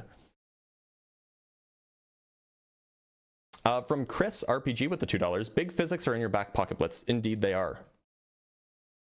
From Neural Void again with the £5, HFCs don't harm the ozone layer like older gases, but still drive warming. Trifluoromethane has 11,700 times the warming potential of CO2. Yeah, so CFCs were banned because of the impact on the ozone layer, not because anybody cared about greenhouse gases, right? From Logic with the $5, read Judith Curry, Climate Uncertainty and Risk, Rethinking Our Response, Anthem Environment and Sustainability Initiative. Let me put it on my list. Climate Uncertainty and Risk, Rethinking Our Response. Oh, it's a whole ass book. Live restricted? Why was my live restricted for misinformation? What? What do you mean? What do you mean? All right, we should end the live, and I'm gonna end the live on TikTok and bring it back up, just because I don't like that at all. So I'll restart it in a sec. TikTok will, or YouTube will continue on.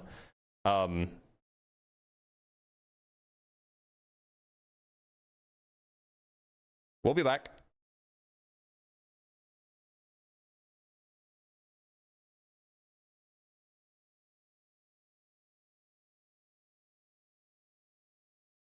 All right, so I'll continue reading some super chats as we get more people to some people to filter in. Where were we? From Neural Void again with the £5. Oh, I already read this. I read that too. From Curtis Martin with the $10. You look beautiful today, sir. Well, so do you. So do you, buddy. So do you. And from Otto with the $2, call in stream with Professor Dave sometime, huh? I mean, if he wants to collaborate, I'm happy to. And from Binary Ghost with the $5, MAGA appears to have been hijacked and is now in the process of being scuttled by neocons like the Tea Party was. MAGA is the Tea Party, or rather it's the logical conclusion of the Tea Party. Let me drink some water and then we will bring up our next guest.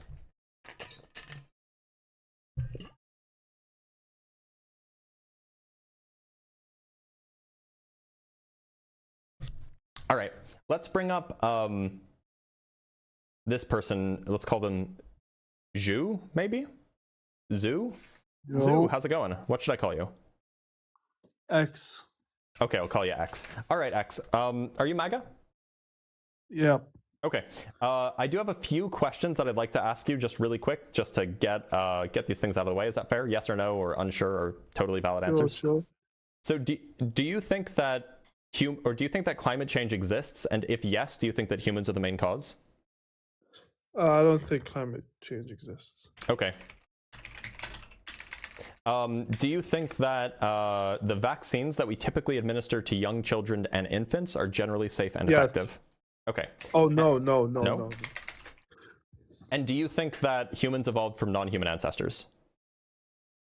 I don't believe in evolution. Sorry. Okay. And what state do you live in? I live in New York. Okay. And what are the bordering states for New York? What do you mean? What states border New York? I don't know. I just moved here 5 years ago. Okay. All right. So, I mean, who knows whether or not you're actually from New York, but it's not a big deal. So you disagree that MAGA is anti-science? Well, it's a little bit more nuanced than that. I believe that, I believe that science is just mostly BS, in my opinion. Okay. Now, do you like the fact that MAGA agrees with you on that? Yeah, for sure. Okay. I align with a lot of. So you agree that MAGA is anti-science? Yeah, but that's why I said it's more nuanced. Well, I mean, it just sounds like you and I are in agreement. You just like the fact that they're anti-science, and I don't. Well, I should try to convince you that science is just kind of BS. That's the. Why would you want to be for something that's BS? Look, I'm not making a normative claim here. I'm just making a descriptive claim. I'm glad we agree that MAGA is anti-science. I don't know if there's anything else to talk to. You believe the Earth is round? Yeah, I do. Thanks for being here, Alex. So he agrees. MAGA is anti-science. Not so surprising. All right, let's bring up our next guest. Thank you guys all for coming back. I know that it's annoying to have to restart lives, but we do it for the memes or something. Let's talk to Didi. Didi, how's it going? I'm good, and you? I'm doing all right. Didi, do you consider yourself MAGA? Yes. Okay. What part of the world are you from, Didi? I'm from Houston, Texas. Okay. And just a few questions. Can I start off with a question? No, I have 3 questions to ask you first, and then we can get into whatever you want. Okay. Am I obligated to answer them? No, but then I'll kick you off. But I want to ask a question first. Okay, well, So them's not the rules. So the rules are you answer these 3 questions, and then we can talk about whatever you want to talk about. I guess it's 4 No, questions. what do you mean 'cause with anti-science? Well, we'll get to that. But before we start, do you think that No, climate I want change to is start real? things off with anti-science. Do you think What that do mean climate with change that? is real? And if so, do you think that humans are the main cause? I don't want to get into that. I want to know anti-science. Thanks for being here, What- Didi. Look, there are rules. You just gotta, these are basic yes or no questions. If you don't want to answer them, you don't have to answer them, but then we're just not going to talk. Also, I don't think that you were American, so, you know, not to be that guy.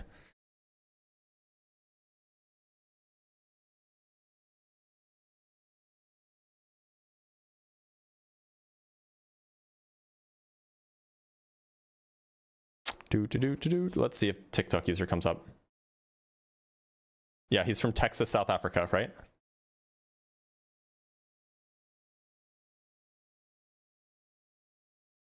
All right, let's bring up Jared King.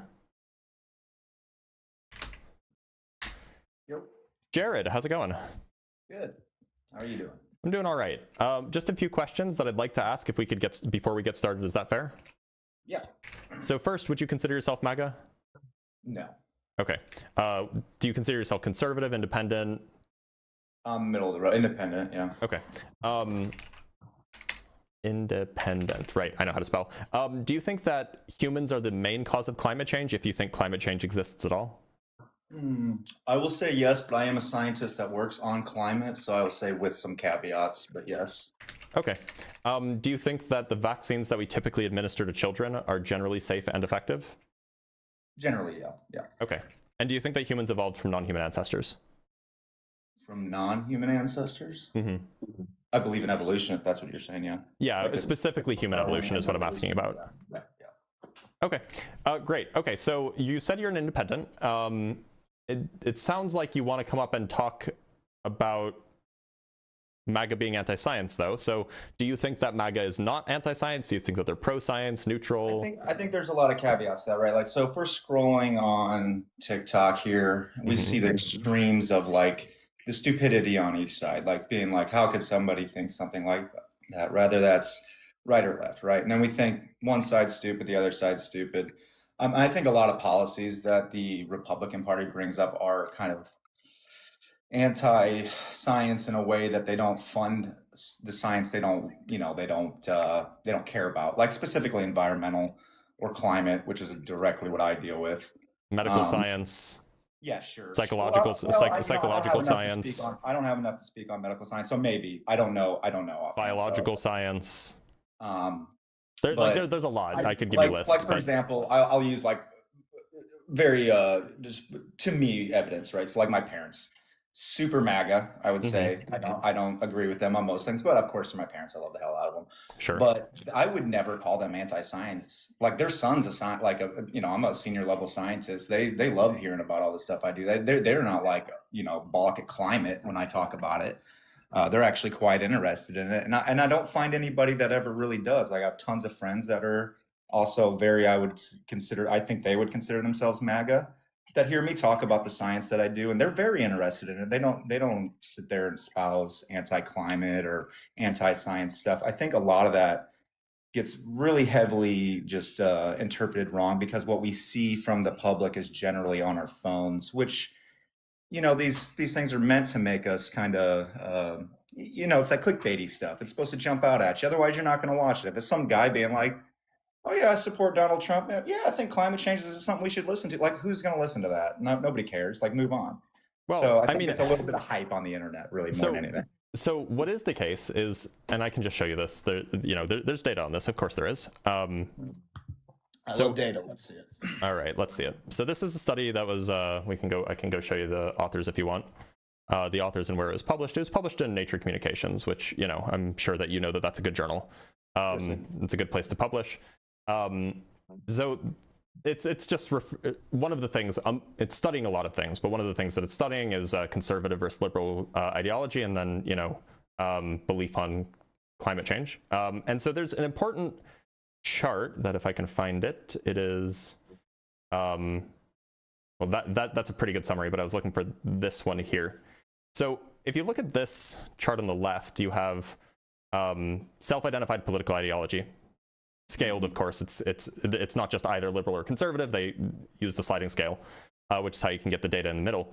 And so you can just look at which, you can look at the correlation between conservative leaning beliefs and being less likely to believe that climate change exists, right? And there's a very obvious correlation here. The more conservative you are, the less likely you are to think that climate change is real. And so I mean, it may very well be the case that 60%, let's say, I'm pulling this number out of my ass, let's say 60% of conservatives in the United States think that climate change is real. Well, what's going on there that it's 60% instead of 90% amongst liberals? Right? Yeah, I mean, one, we're looking at an epidemiological study that you just pulled up, and those are, I'm not going to say they're epidemiology. This isn't an epidemiology paper. Or maybe, I'm sorry, I get a little nervous when I'm. You're fine. You're fine. Yeah. What is it when you study groups of people? Is it sociology? Yeah. Anyway, those types of research, I'm not going to say they're BS by any stretch. They're very good indicators of stuff, but there's a lot of issues when we want to look at what questions were they asking them, what demographics, what was the spread of man versus woman versus the right side of the country versus the left side of whatever it may be. There's a lot of things that we want to look at, and and that's a respectable journal, so I'm not going to say that that's not accurate. But anyway, when we look into that type of data, we got to be careful about understanding it. Just like how like statistics is very easy, like numbers are very easy to adjust to make your point of view seem correct. Like you can say something about some sort of statistical fact that really, if you get into it, is not as statistically significant as they try to say it is. So that would be a fair plausible criticism if this was like the lone study, but it's just not. Like this is like this is across like every single study that's ever been conducted to investigate the relationship between political ideology and belief that climate change is real. It's overwhelmingly the case that people who are further right tend to be less likely to think that climate change is real. Yeah, I think, or that humans are the cause. I think that's absolutely right. I mean, of course it is. Like we know, like we can see this in our society, right? And so there's just something happening there. Now, when I say that MAGA is anti-science, what I don't mean is I don't mean that every single person affiliated with MAGA rejects every single scientific consensus. That's not the claim here. The claim here is that as a movement, it has certain features that I think are reasonably called anti-science. So for example, as a movement, it is far more likely compared to other political ideologies to reject or delegitimize mainstream scientific consensuses across multiple domains, by the way, not just one. And it also, as a movement, seeks to undermine the institutions that produce scientific knowledge. And I think that if you can say a movement has both of those fits both those criteria, it's fair to call it anti-science. I get exactly where you're coming at. I just feel like that drives a little bit more of a division than is actually realistic in actual execution in the real world, the people that you meet. I think that, the studies that we look at, yes, the farther right you go, maybe the less mainstream science you believe. And that probably, I don't mean to sound disparaging, but realistically, I think a lot of those numbers come from a lack of education. Right? I mean, that's true. MAGA also, as an ideological movement, is interested in defunding our education. Yeah, right. Absolutely. So like this is a self-fulfilling prophecy. Right. And when you say, in my experience, when I deal with environment and climate, I'm a geophysicist, but I'm really more of an environmental geologist. I deal with carbon sequestration and various different shit like that nowadays, but I've done tons of different stuff. But recently the administration basically stripped the Council on Environmental Quality's authority. But what they don't understand in that entire process is that now every single other agency still has to abide by all the regulations. They just don't have an overarching, like top level, I guess you could say, like that has a framework for how you're supposed to meet these regulatory compliance. Now it's every individual one. So now it just opens it up to even more litigation and all this other bullshit. So yes, it's kind of all counterintuitive. They think they're saving money by trying to defund or limit these these like environment or whatever in my case. But really what they do is open up a can of worms. They don't understand what they're doing. And so you're most I guess exposed to this via climate, but it's not just climate, right? There's also all this stuff about vaccines and autism, right? Like that's certainly not in alignment with scientific consensus. There's all of this stuff about like evolution. You can even control for religiosity, and you can see that again, even controlling for the religious beliefs of an individual, conservative people are less likely to accept that evolution is true. You can look at basically the entire field of psychology is rejected by large swaths of the conservative right in the United States. So it just seems like that at least as far as MAGA is concerned, which we can call kind of like a social version, like a social conservatism in the United States or something like that. It seems like that the only science that they'll accept as an ideology is concerned, like, if you looked at the MAGA rulebook, what it would accept, it would be the stuff that's politically convenient. Correct. But I think you could say that on both sides, right? Like you see this, like, again, I know I go back to environment because that's where I'm at, but like in the first Trump administration, you saw crazy shifts in environment, not allowing climate and NEPA evaluations, not allowing cumulative impacts, tons of different stuff like this. And then going into the Biden administration, well, guess what? Nothing changed. They didn't go, oh, well, I'm not going to say no regulation, but for everything I work with, nothing changed.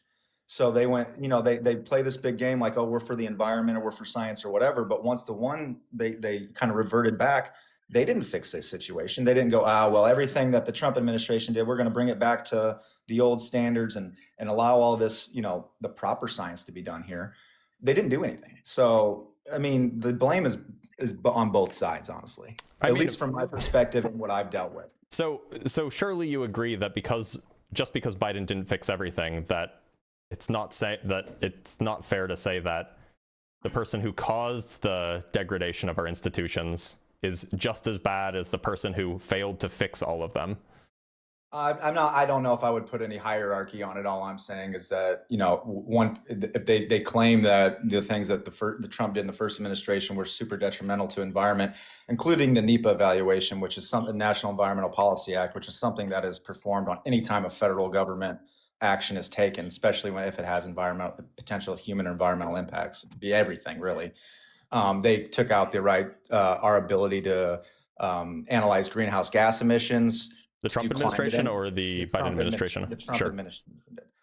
Climate impacts, cumulative impacts. I could go on and on about that, blah, blah, blah. The Biden administration didn't fix any things, and it would not have taken them, but I mean, all their EPA administrator had to do is basically revert back. This is not a difficult task. So why didn't they do that? Because it's also good for their party too, because they see the economy. They also understand that there's a way to push the blame off onto somebody else and act like they're the innocent ones in the whole situation. Sure. So you could say, I mean, look, if you want to make the claim that like the Democrats are like, not doing what they claim to believe in, like you could make that claim. But I think that it's interesting, like the example that I have of, it's perhaps a classic example of, the kind of progressives in the United States changing their views to account for the science, not just do what's politically convenient, but changing their views is, how old are you? You said you're a senior scientist. You've got to be in your 40s at least, right? I'm 38. Okay. So, well, congrats. If you're a senior scientist at 38, that's pretty impressive. Anyway. Worked really hard, thank you. So you remember the whole like hooked on phonics, like the way that we used to teach reading? Now, in the early 2000s, I want to say, I don't know when this switch happened. It happened after I learned how to read, of course. There was a change, a drive towards this like whole word reading. I don't remember what it was called, balanced literacy, which kind of de-stressed learning to like sound things out and rather stressed learning whole words at a time. Like recognizing the entire symbol of the word rather than like learning how to pronounce each letter and then combining them. So there was some degree of scientific evidence, at least, in the, say, the early 2000s or something like this, that this was something that could be beneficial, could be better than kind of phonics-based learning to read. And then data came out that actually indicated that it's definitely not. Phonics is way, way better, way, way more effective than this whole word reading method. And now progressives have changed their tune on it because the data came out in the other direction, that actually we should go back to teaching to read based on phonics. And so it seems like it's not often that political ideologies are so closely aligned with what the outcome of a result of a scientific investigation is. But this is an example of progressives actually making this change and going where the science is, even if it's politically inconvenient, even if it's a political change that they have to make. So, and honestly, I can't think of a single example of conservatives doing this. Conservatives adjusting their political policy to account for the updated science.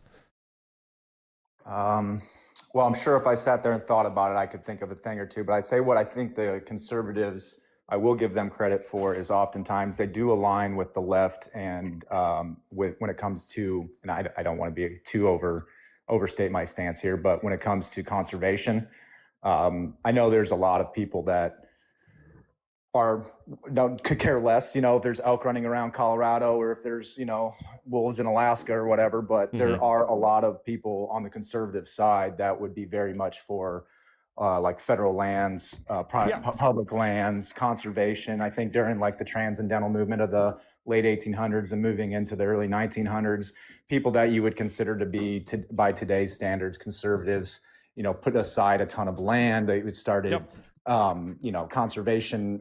We have the Marine Mammal Protection Act. We have the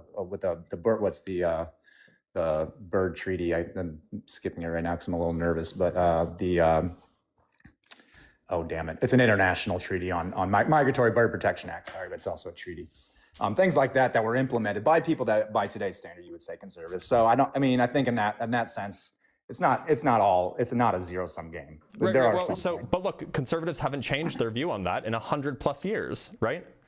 Right. Well, yeah, to a degree, but I would say it's the conservatives right now that are actually, well, like you could look up the Recovering America's Wildlife Act, RAWA. They're the ones spearheading trying to actually fund the ESA, the Endangered Species Act, which is quite counterintuitive considering the current administration tried to cancel that. But there are people within the conservative movement actually trying to fund this and have been for, hell, I think that piece of legislation has been in there for almost a decade trying to get passed. And it's generally bipartisan, but headed up by conservatives out of Texas, I believe, to fund the ESA, to fund national park infrastructure, et cetera. This isn't really an example of them like changing their stance when the science changes, right?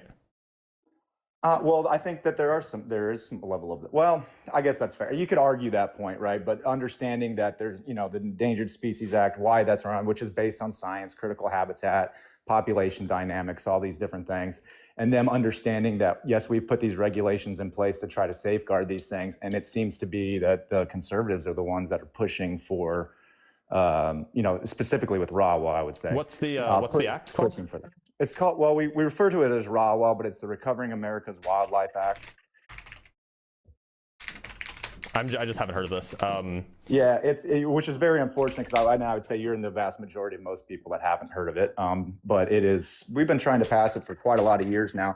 So the Endangered Species Act, we really I think people think that we fund a lot of conservation with tax dollars. We don't. So it was introduced so I just did some Googling. In the 118th Congress, which was 2023 to 2024, the Senate version was introduced bipartisanly by a pair of co-sponsors, one of whom was a Democrat and the other was a Republican.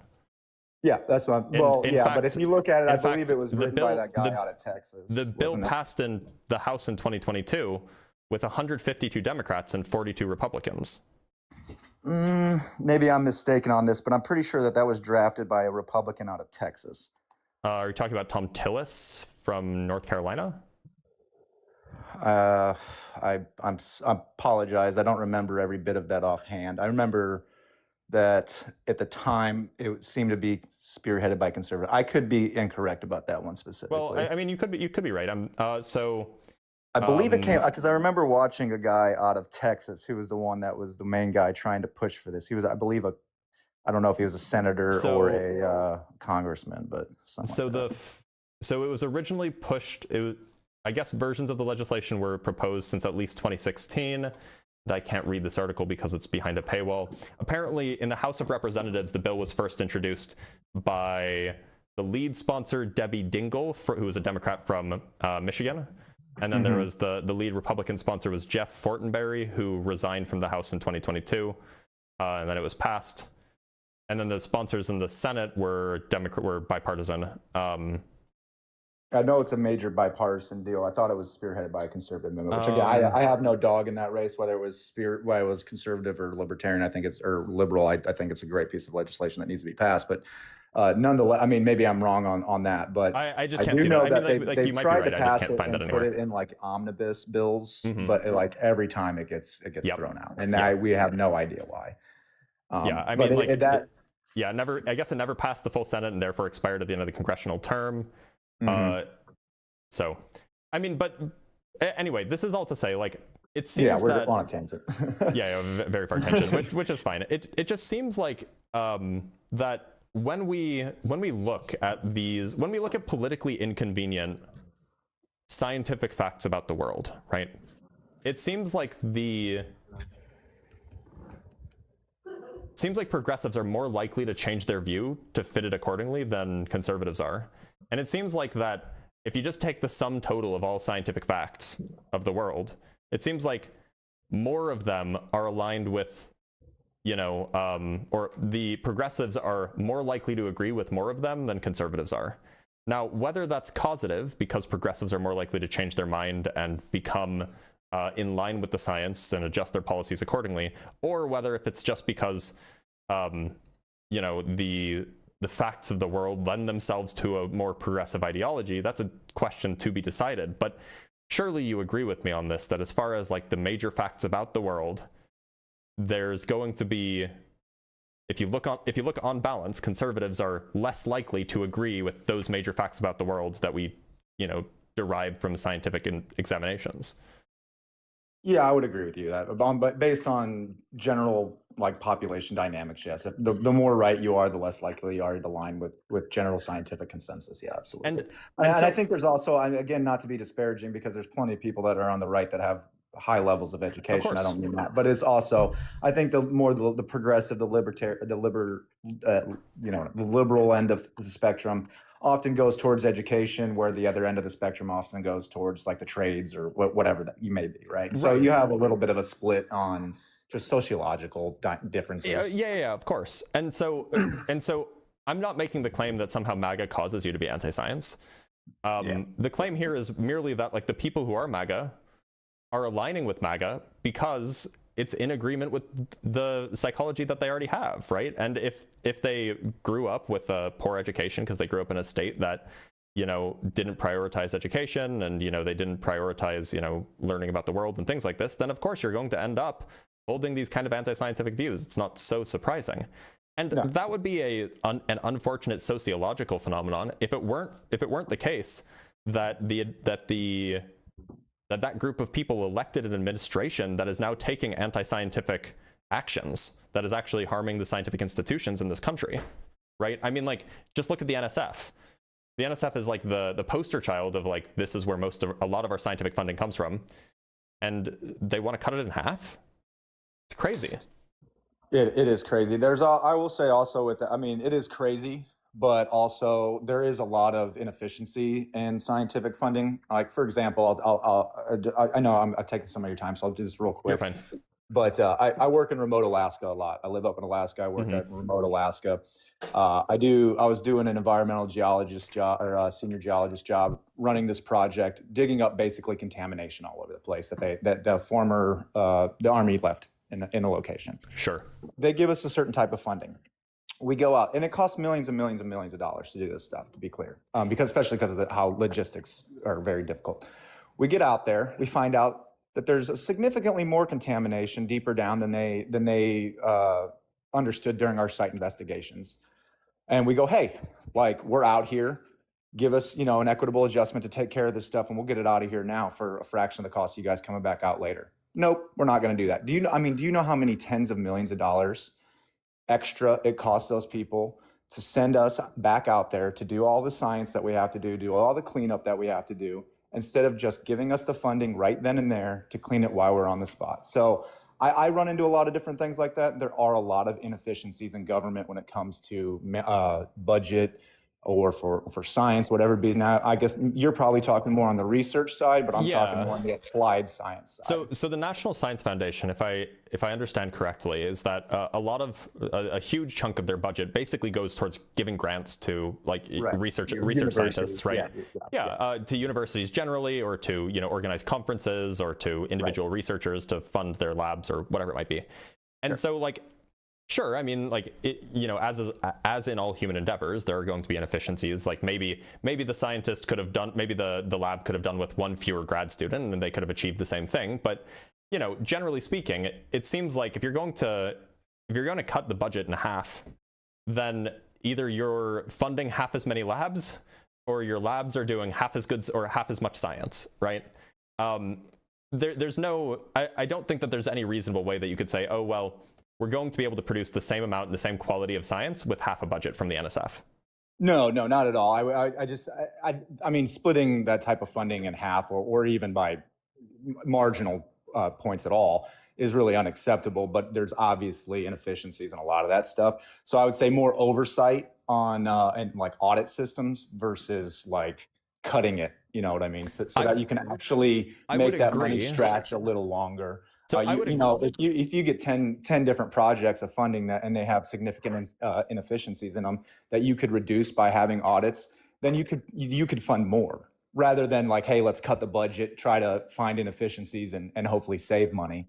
we could basically make our money stretch with a better system like that. So I would agree, and you know that seems reasonable. Give more funding to the NSF and put some of that funding towards like better auditing processes, not to reduce the amount of grants that are given, but to evaluate which grants are more effective.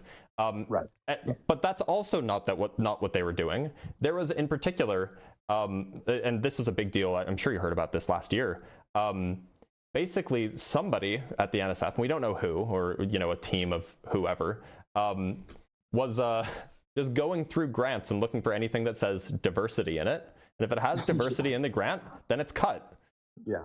But like diversity doesn't only have to do with like diversity as used in a political sense, right? Like there's other uses of the word, like a diversity of a biological population of bacteria, like that would have been cut. So they're not auditing anything. They're not being careful. In fact, arguably they're being less careful than they used to be. So yeah, it's fair enough. They're being careless. Yeah, and putting they're any sort of harming our authority on the institutions. government to do audits is really unfortunate as well. so You'd have to have a third party really do this type of situation, like what we're talking about. Sure. So look, all I'm saying is that it seems like sociologically, the people who align themselves with MAGA tend to be less willing to agree with the scientific consensus, and the people who are in charge of MAGA tend to damage our ability to conduct scientific research in this country. And you know, as far as I'm concerned, that makes the movement anti-science. Like, I don't know what else you would call it.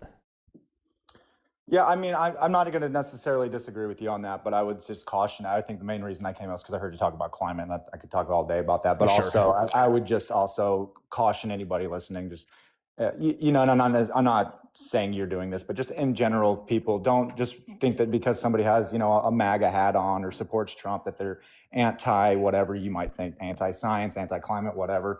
Because people are people, and they don't always have the same alignment with a political party or ideology. They might have their own opinions. So I would just caution that when you're dealing with people in the public, or just thinking about groups of people as well. Not everybody's stupid. So I'm generally with you that we shouldn't generalize people based off of their you know, how they carry themselves.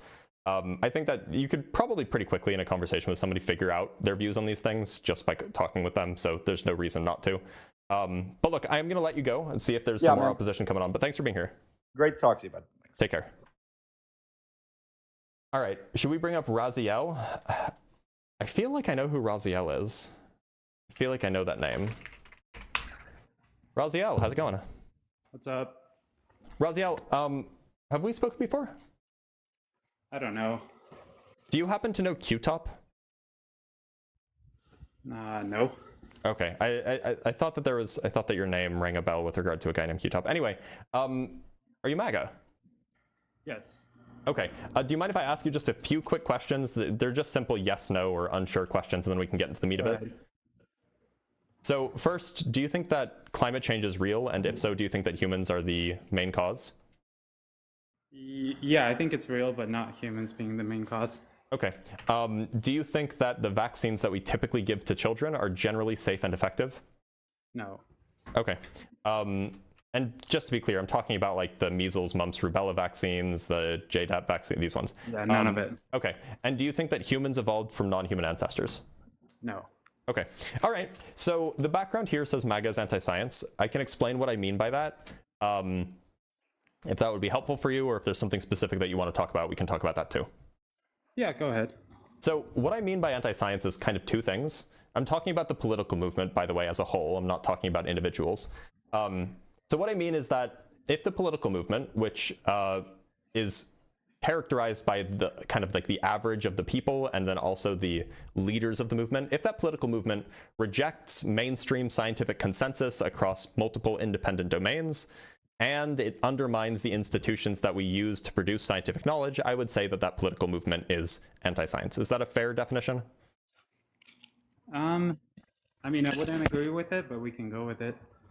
Which part? I mean, I just don't want to be using a definition that you don't think is reasonable. So which part do you think should be adjusted? I just don't think you can be like anti-science. Like you don't think that's possible? Like, I don't think science consensus is a thing. You don't think it's possible to be anti-science? No, I think that's a part of scientism, but not science. So maybe like what you mean is anti-scientism?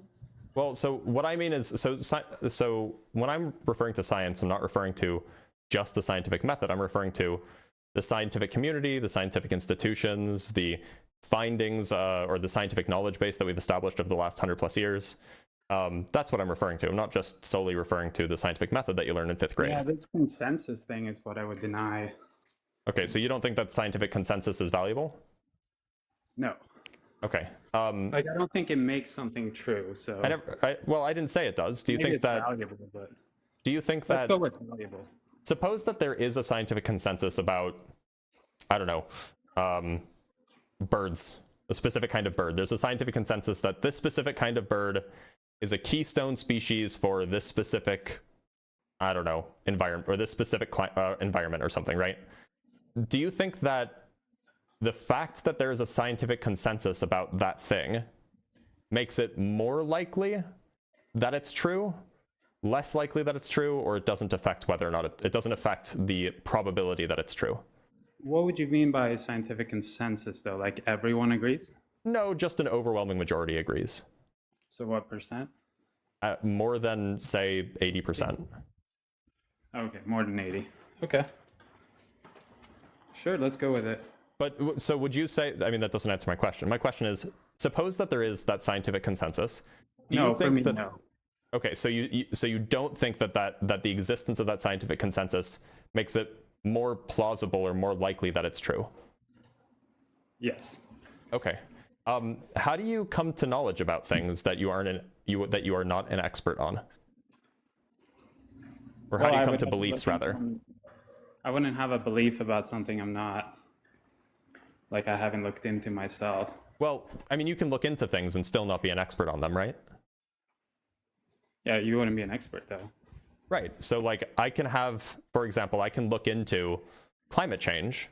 That doesn't make me an expert on climate change or an expert on the climate, right? Yeah, but you wouldn't arrive at truth that way, right? So, would you say that I don't understand the question. I mean, if you look into something, you're right. You don't necessarily arrive at truth. Arrive at truth, then what's the point? Well, the point is to try to form your beliefs. I hope that you agree with me here. The point is to try to form your beliefs in a way that are most likely that leads you to be correct most of the time, as frequently as possible, right? Because we want to believe true things. You there? Hello? Yeah, I can hear you. Sure, but I did want to ask a question too. Sure, we can go down that. I just want to. You just didn't answer my question because I don't think you heard it. So yes. Surely we agree that you should form beliefs using a method that leads your beliefs to be correct as frequently as possible, right? Sure.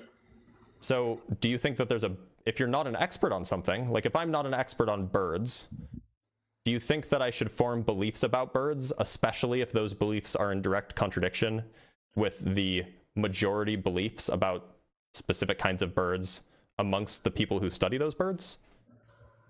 Sure, but I think skepticism is a major part of science. When you're talking about consensus, that's actually anti-science to talk about consensus. Because, you know, there was a consensus that the Earth was the center of the universe till that consensus was broken. But people were in the minority before that, right? Well, so I'm not saying that scientific consensus can't be wrong. Galileo, you would have been the guy saying, look, there's consensus about the Earth being at the center. So I'm not saying that consensus can't be wrong. What I'm saying is that if you were a betting man and you were trying to figure... That's my contention, is consensus is not a right thing. Okay, so my contention, and maybe we're just talking past each other, my contention is that if I'm not an expert on something, if I don't know much about it, if I've only cursorily looked into something, maybe by Googling it, maybe by doing some reading on Wikipedia, whatever, it seems like the most likely way, the best way that I could probably form a belief is just by going and looking at what the experts in the field all agree on and believing that. It seems like it's going to be right way more often than anything else I could do. Sure, but you're going and saying that MAGA is anti-science because we don't believe in these things. But that wouldn't make us anti-science. It just makes us skeptics about certain things that science is presenting, right? So how would that be anti-science? Well, it's bad epistemology, right? But when the left does it... I'm not Is it making that- any comments about the left. Maybe the left is anti-science too. No, they definitely are, right? Okay, I mean that's cool. It's just not related. It's just not really the they topic, don't, right? So they don't believe in GMO science. They don't believe in nuclear science. That's they don't believe fine. in genetic It's just science. not the topic. They don't believe in biology lately, actually. So Just not the topic. It sounds like you. It sounds like you really want to scientific- avoid talking about MAGA major denying scientific science. branches denied by the left. Okay, you can. If you want to talk about how the left is anti-science, you can run a live stream about that. That's not what the topic Are is. you gonna cry about it? Well, it's just not the topic of the live stream. Well, that's the question I wanted to ask you, though. Okay, you wanted to ask me a question that's unrelated to the live stream? Oh, so you can't answer it? I don't Because even know what the question you're a is. hypocrite. I don't even know what the question left is. I is just, just it's as just if it's about the anti-science, left, doesn't then it doesn't seem like it's By on your topic. definition, the left is anti-science. Well, by my definition, so my definition, I'll repeat it again. That's two parts. One, a political movement is anti-science if it systematically rejects or delegitimizes mainstream scientific consensus across multiple independent so that's a domains. left, so we'll go ahead And and two, check that off. undermines the institutions and procedures that produce that scientific knowledge. So you Right. could So even the make a left is point. guilty of both those points. So can you give me an example Already of the not. left undermining political or undermining scientific institutions that produce scientific knowledge? Yeah, so the nuclear industry, the gas industry, gas science. Industries aren't nuclear institutions. science. No, nuclear science is a scientific field. So you're just not acknowledging what the second In fact, criteria the is left about. was anti-vaccine during the hippie movement. So and all the you're just way not to the addressing what the second criteria is. The second criteria is about undermining institutions. You know, the left came up with vaccine skepticism, right? So is the left undermining institutions that produce scientific That is. knowledge? Yes, because they don't What's trust, the institution? like, for example, GMOs. What's the They're against institution? GMOs. Healthcare. Health isn't an Healthcare. institution. Healthcare is an institution. No, I want you to be specific. What institutions are we talking about here? Like the So, EPA? like, the government What are we finance doing? on GMOs. That would be the What scientific- institution? What private The institution? government What three-letter agency? You know, what nonprofit organization? What are we Whichever talking one was about? studying the GMOs. So you don't have any explicit examples? I can't remember which one it is. I could Google it. Okay, yeah, go ahead. They'll be wrong though. I mean, because I think you're going to have a hard time finding, like, the left. I don't even, like, the left in the United States is kind of a broad thing because there's the moderate liberals, and then there's, like, the actual proper socialist left, and then there's, like, kind of a whole spectrum between them. But that's neither here nor there. I think you're going to have a hard time finding any, like, you know, Did you hear institutions. No, I can't hear you when you're off the app. I think you're going to have a hard time finding any, like, So it's the- I policy Googled it. decisions It's that are the undermining FDA those and the institutions. EPA. Okay, so the FCA and the EPA, you say? Yeah. Or the FDA rather. Okay, so have the left, whatever that means, have EPA they? is involved with GMOs too. Wait, because they so use what were the agricultural institutions that you brought up? I just misheard you. EPA and what was it?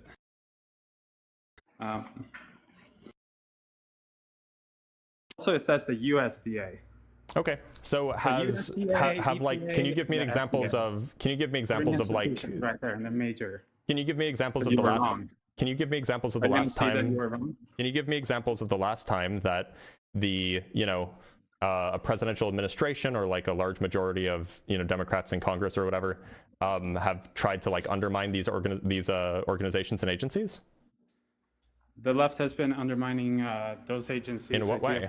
For the last 20 years. In what way? Not passing funding for GMOs. Not passing funding for GMOs? Is there a specific act that you have in mind? No, I don't have to know the act. So then how do you know that this happened? Because the left has been opposing.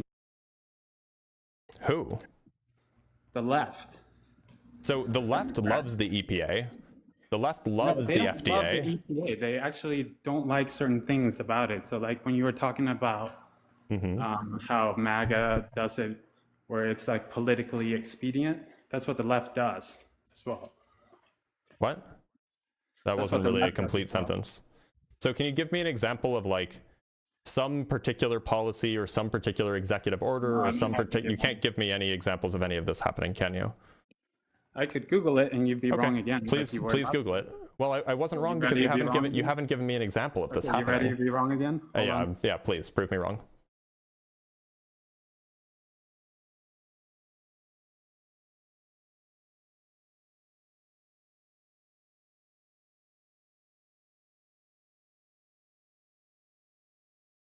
like some bill introduced by you know, some mainstream Democrat or something like that, that is like, we want to reduce whatever. Okay, so look up the DARK Act. D-A-R-K? Yeah. Okay, DARK Act. The Deny Americans the Right to Know Act refers to federal legislation, specifically Public Law 114-216, signed in 2016, that established national standards for GMO food labeling while preempting stricter state laws. It permitted companies to use digital codes instead of on-packed text to disclose bioengineered ingredients. Okay. Okay. So what is this law about? Monsanto Protection Act. So let's talk about this law, okay? So what does this law do? Do you know?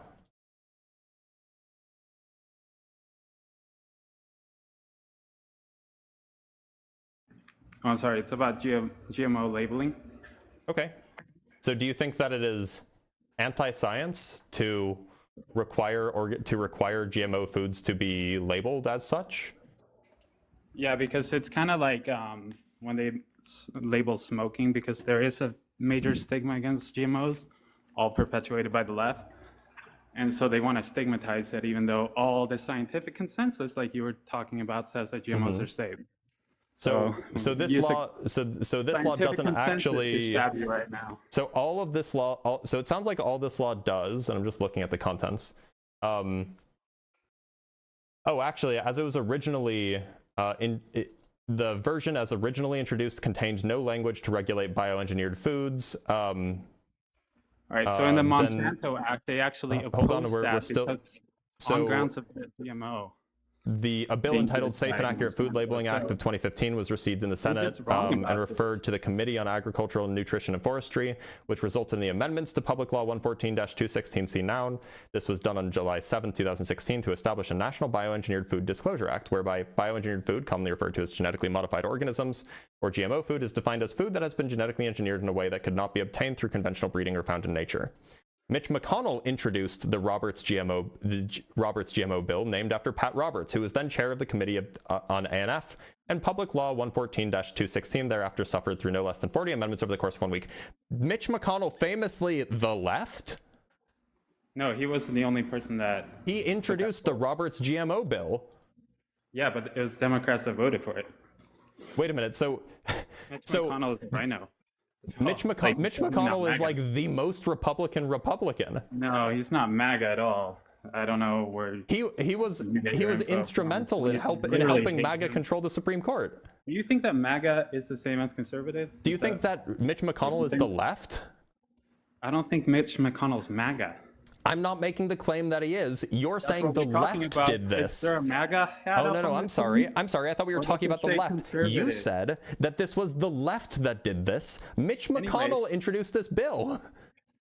No, but Democrats voted for it. That's the point. So did Republicans. Actually, I actually don't even know how it passed. Did it even pass? It was passed after previous attempts to introduce the National GMO Bill labeling bill had failed. It was fast-tracked without debate or committee. That was done by Mitch McConnell, by the way.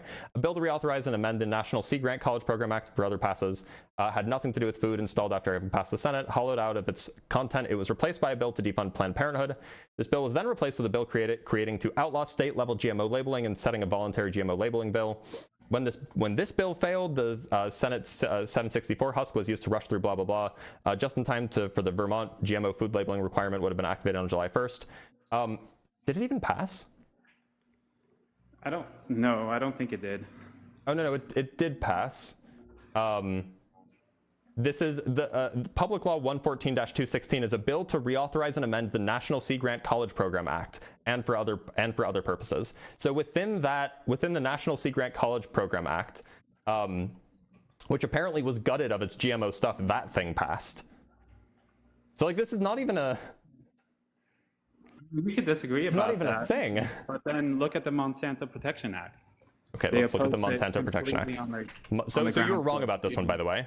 No, I wasn't. Yeah, you were. You absolutely were, because it didn't do what the law that eventually ended up getting passed didn't do what you claimed it did. So you're wrong about that. They opposed it on the grounds of GMO because they're anti-science. It was introduced by Mitch McConnell. The left is anti-GMO. Do you know how many Democrats voted for it? You don't have to take my word for it. You can just look it up. Let's just go look this up. Let's just go look this up. Votes. Roberts GMO you bill. realize that if MAGA or so Republicans were opposed to it, so it wouldn't make your case, right?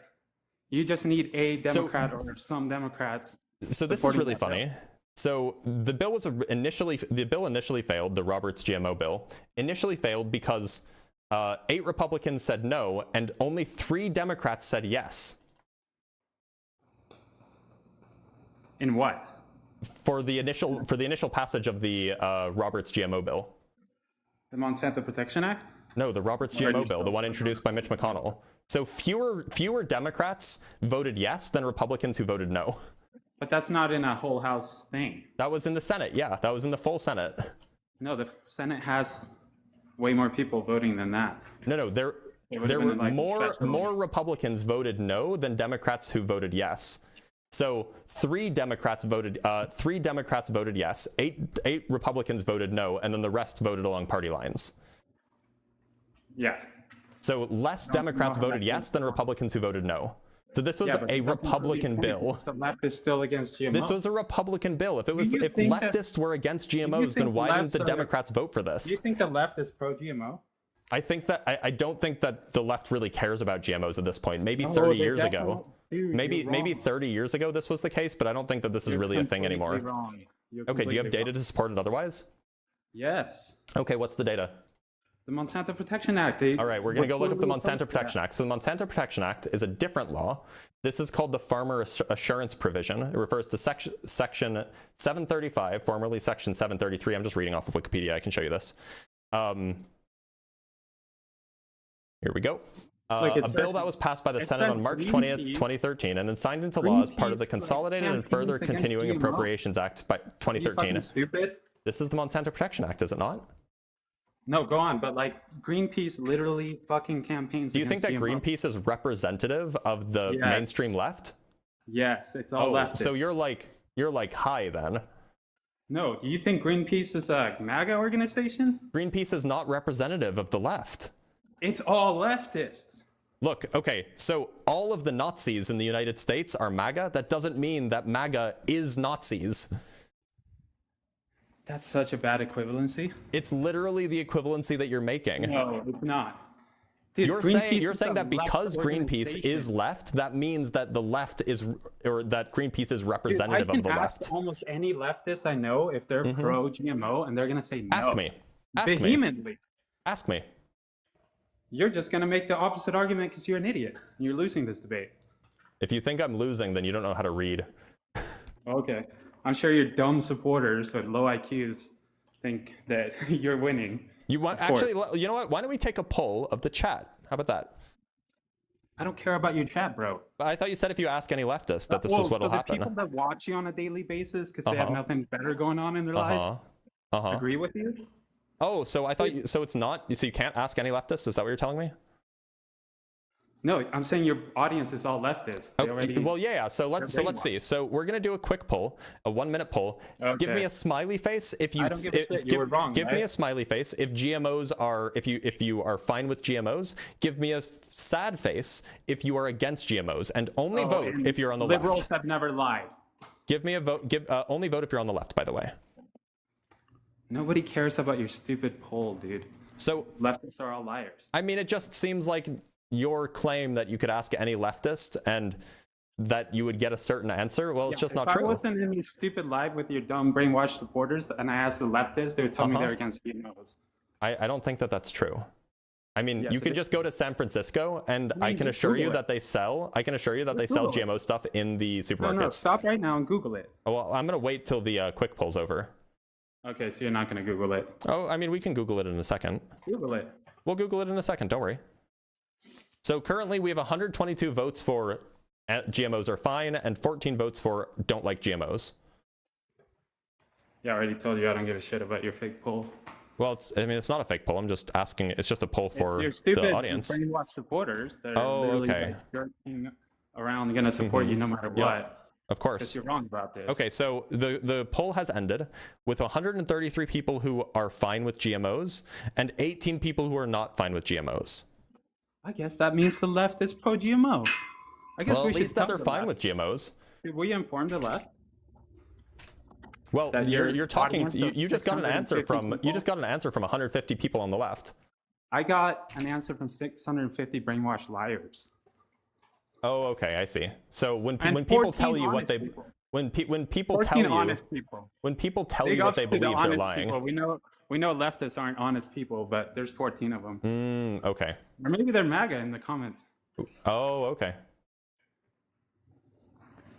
So you got cooked on the GMO thing because you know. Wait, do you think that I got cooked? So by the way, here we can look at the AA overview if you want. Anti-GMO sentiment is often associated with the It's often associated with the political left, frequently driven by concerns over environmental impact, industrial farming, and corporate control. While not universal, a significant segment of the left supports stricter regulations or labeling of GMOs, which some argue stems from a suspicion of biotechnology and corporate influence.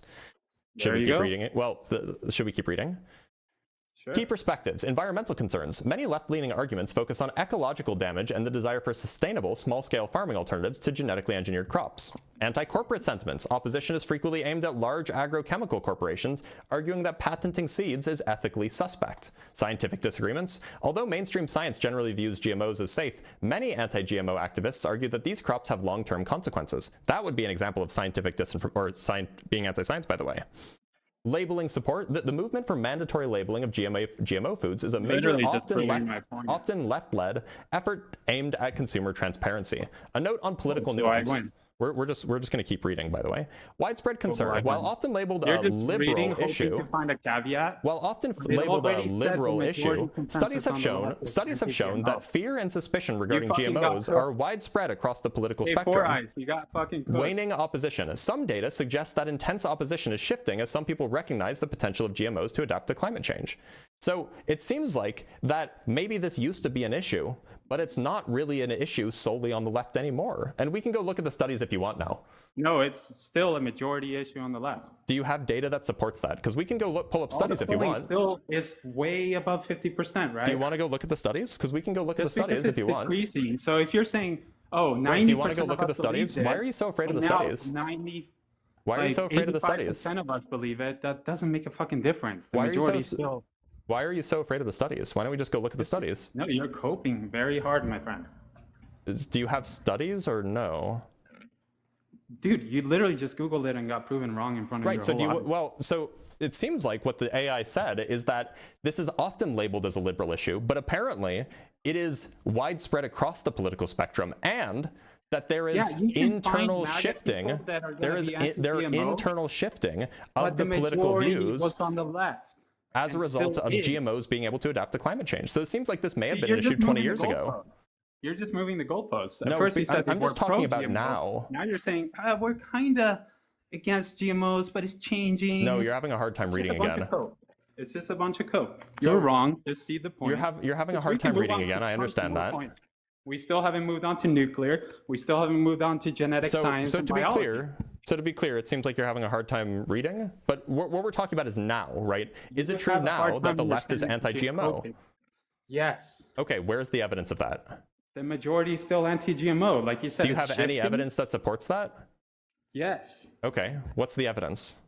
Dude, you're coping so hard. I just want the evidence. I can give you the evidence, by the way, that like that the right is far more likely to think that climate change is fake, that the right is far more likely to think that vaccines cause autism. I can give you evidence that I can give you evidence that says that the right is far more likely to reject evolution, far more likely to reject psychological science. Why can't you give me any evidence? When Trump came up with the vaccine, why can't you give me any evidence?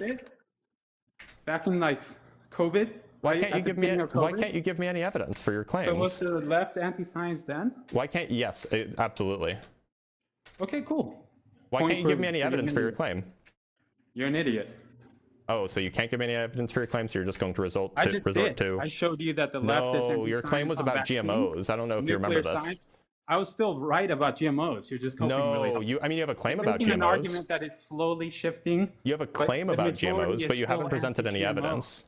No, you haven't presented any evidence of this. I don't know if you know what evidence means.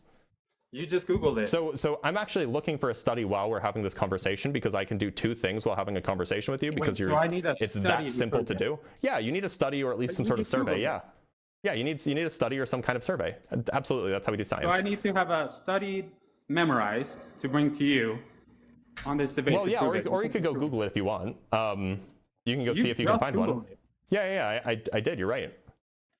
Yeah, I was right. So you were right that I just Googled it. Yeah. No, I'm right that GMOs are supported by the left. I mean, opposed by the left. That they're anti-GMO. And that's they're probably, anti-biology. that's probably true. That's probably true like 20 or 30 years ago. I don't know how true that is anymore. They're still anti-nuclear science, aren't they? I actually don't know if that's true anymore. Oh, it definitely is. It seems like your talking points are like 40 years out of date. No. Do you see us rushing to build nuclear power plants?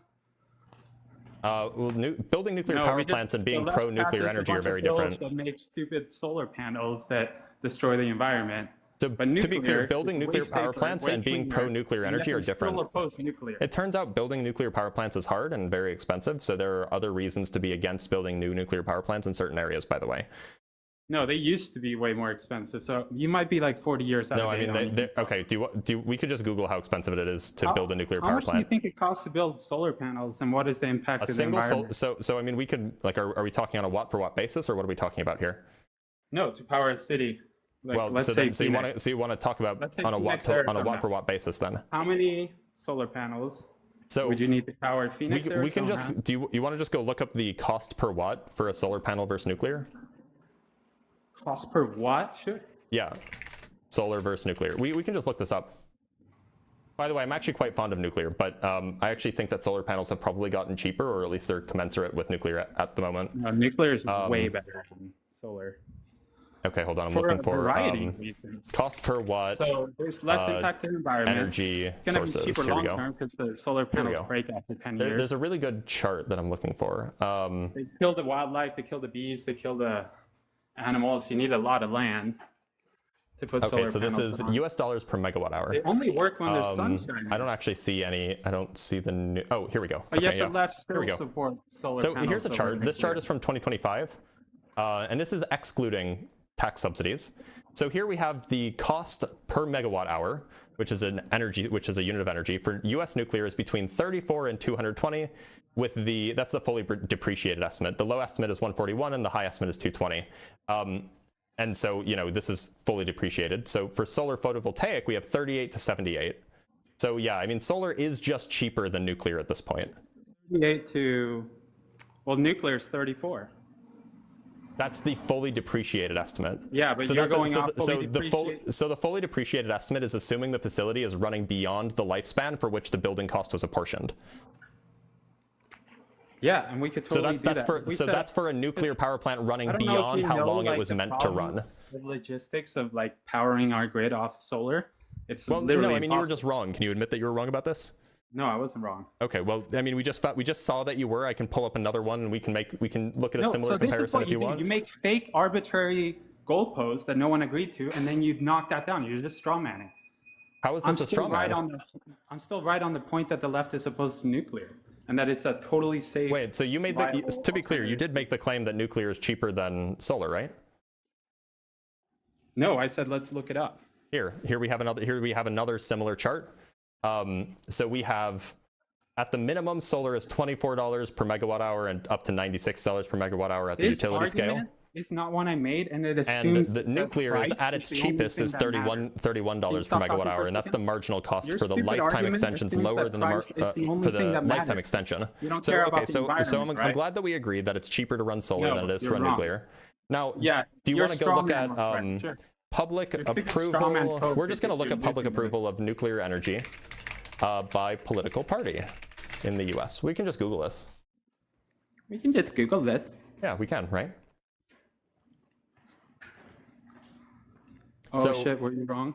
No, I'm just finding a study. It's from Pew. He was wrong again, guys. So here we have Pew. This is from 2020. This is from 2020. So this was this is the April-May survey. Fine. So here we have a chart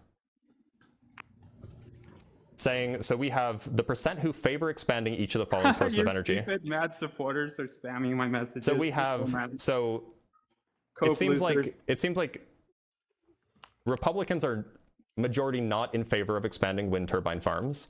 Democrats are not in favor of expanding hydraulic fracturing, fracking. They're not in favor of supporting offshore oil and gas drilling or coal mining. But the majority of Democrats, 52%, are in favor of expanding nuclear power plants. Yeah, that's not a real poll. This is Pew. Pew is one of the most well-respected polling institutions in the country. Yeah, Pew. Okay. Yeah. Pew is one of the most well-respected leftists. Okay. Yeah. Okay, so can you acknowledge that you were like completely demolished on that one? No. Oh, okay. Well, so I mean, you right were, about because the majority of Democrats the are in leftists, favor of the one- expanding nuclear they're power. not.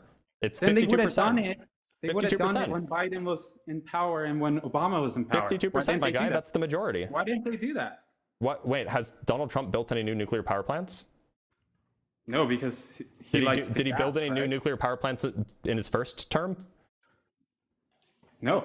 Oh, okay. So then why didn't he do it if the But is he Republicans are in opposed to favor of them? nuclear power plants? Is he opposed to them? I don't think so, but neither are the Democrats. Okay, so your argument's fucking stupid, isn't it? I never made the claim that, See, that this is what you Republicans do. are You opposed make up to these nuclear fake power. strawman things. So I don't think you know what a straw man Make is. up That's just these not my fake claim. In little fact, bull- you actually just straw manned me. No, you fucking have been strawmanning me the entire Look, time. you just said You just that. set up fake Wait, you goalposts just. to try to knock Okay, this down. is crazy. You're like, oh, so This is a crazy claim because That's you a- literally that's called a straw manned me whataboutism. while calling me That's called a a straw whataboutism. man builder, right?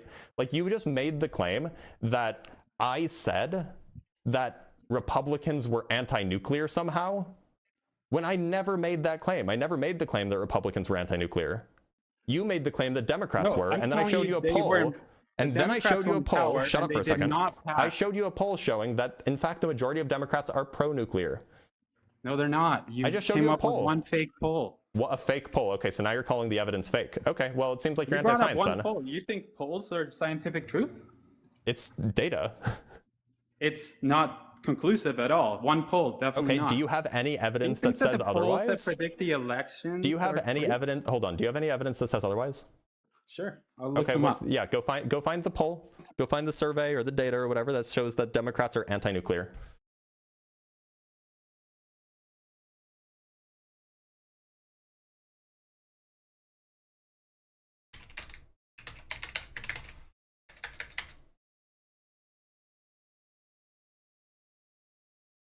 Here we have Gallup. So apparently it's actually this is actually really interesting. This is a Gallup poll, by the way, another very highly respected polling institution. So American approval of use of nuclear energy has been pretty close to 50-50 since like at least the 90s. Republicans most supportive of nuclear power among party groups. That makes sense. So you have percentage of people who strongly or somewhat favor using nuclear energy as one source of electricity in the United States. So 60% of Republicans, 53% of independents, 39% of Democrats as of 2022. And so it looks like that it's, at least according to this poll, it looks like that only 39% strongly or somewhat favor using nuclear energy as one source of electricity in the US. Apparently Biden actually wanted to convince Americans. Yeah, so you're showing you apparently showed 32%. Apparently When I looked Biden it up, actually I wanted to convince found stuff Americans. saying under 50%. So Apparently over half Biden of all actually wanted to Democrats. convince Americans that nuclear power needs to be part of the green energy agenda. And he Why didn't was- do it? Well, I mean, he has to convince the Americans and convince Congress. Did he even try? I don't remember that. Do you want to go look it up? Sure. Okay, we can go check. Apparently support Did support he for put nuclear forward energy. any legislation? We can go look that up in a second. Apparently support for nuclear energy also differs Okay, sharply I'll go by look it up. gender. Right. Okay, I we think can go you're look up. fucking We'll go look up. retarded when it comes to Did looking up. Biden support any legislation in favor of nuclear power? I just don't know off the top of my head. Okay, so Biden signed the Bipartisan Advance Act into law in July of 2024, which aims to speed up the licensing and deployment of next-generation nuclear reactors. At least according to the AI, yes, he did. Want to admit that you lost on that one too? I'll admit I was wrong about the Bible. Okay. Oh, guest violation warning. A guest in your live has violated a hate speech and hateful behavior policy. Repeated violations by your guest may lead to restrictions of your on your access to multi-guest live features. He was removed. Sorry, guys. It was a good one, but he clearly wasn't here in good faith anyway. Like, he didn't even want to talk about the topic. He was just like, yeah, but the left is also anti-science. Like, the left can be anti-science about some things. I'm sure that they have been historically. That doesn't mean that they're anti-science now, and it doesn't mean that MAGA is not anti-science. Anyway, that was that. I don't know why it was removed for hate speech. I mean, you know, he was speaking and I did hate it, but I don't know why he was removed for hate speech. Anyway, let's read some super chats. Actually, let me drink some water first. Yeah, don't report people. It hurts it hurts me.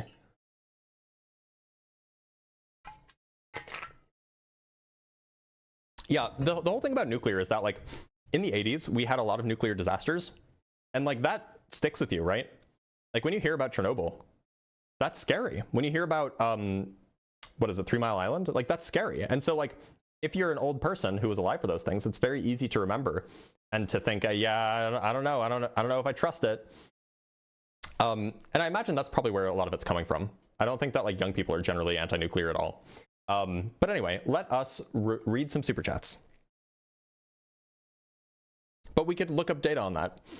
From Saint Diluted with the $5, NIH has a source documenting mRNA vax research back decades. Not rushed, posted it in your Discord. Well, look, so I'm not saying that the mRNA vaccine research was rushed. I'm saying that specific vaccine.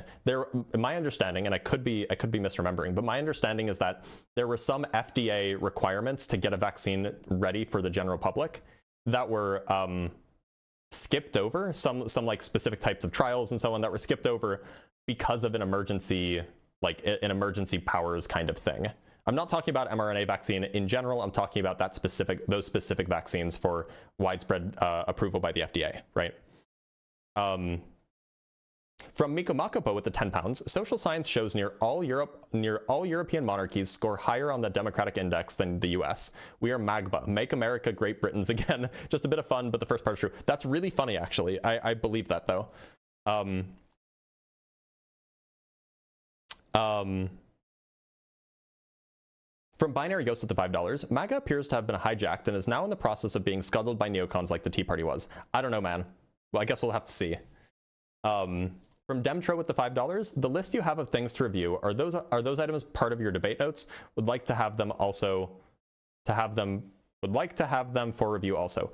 Yeah, so those are just things for me to take a look at on my, so like, if you see like to be sorted, these are just like a list of things that I need to read that probably belong in the debate notes, but I haven't read them yet. So if that's what you're talking about in the debate notes, the list of things to review or to be sorted, they're just things I haven't read yet. From Ryan Gasling with the 2 pounds, Dr. Blitz just doesn't want MAGA to cure autism. It's true, I don't. Yep, that's me.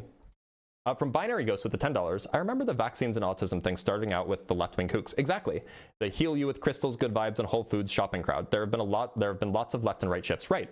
Yeah, so being a vaccine denier used to be a left-wing thing. Now it's not.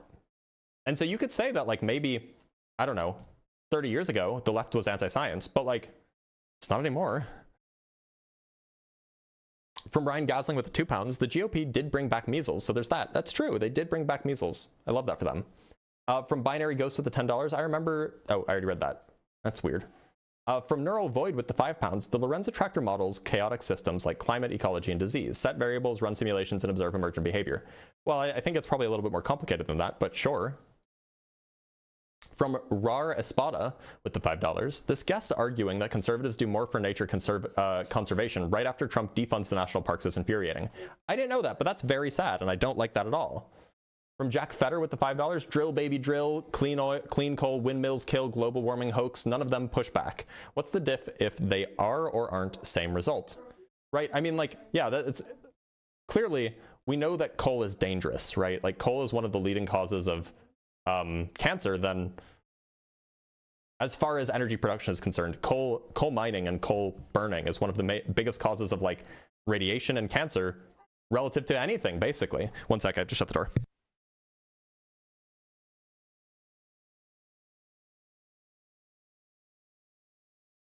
Sorry about that. From Ryan Gasling with the £2, like cutting free school meals for 500,000 plus children. That's bad. Also not really related to science, at least not directly. From Dr. Fudge with the $10, Raziel got BTFO on every single atheist call-in show several times, yours twice if I remember correctly, and was banned on your Discord for having an insane crash up, by the way. It says particles in motion a lot. Oh, so he lied to me. Okay, well, we'll put him on the internet anyway.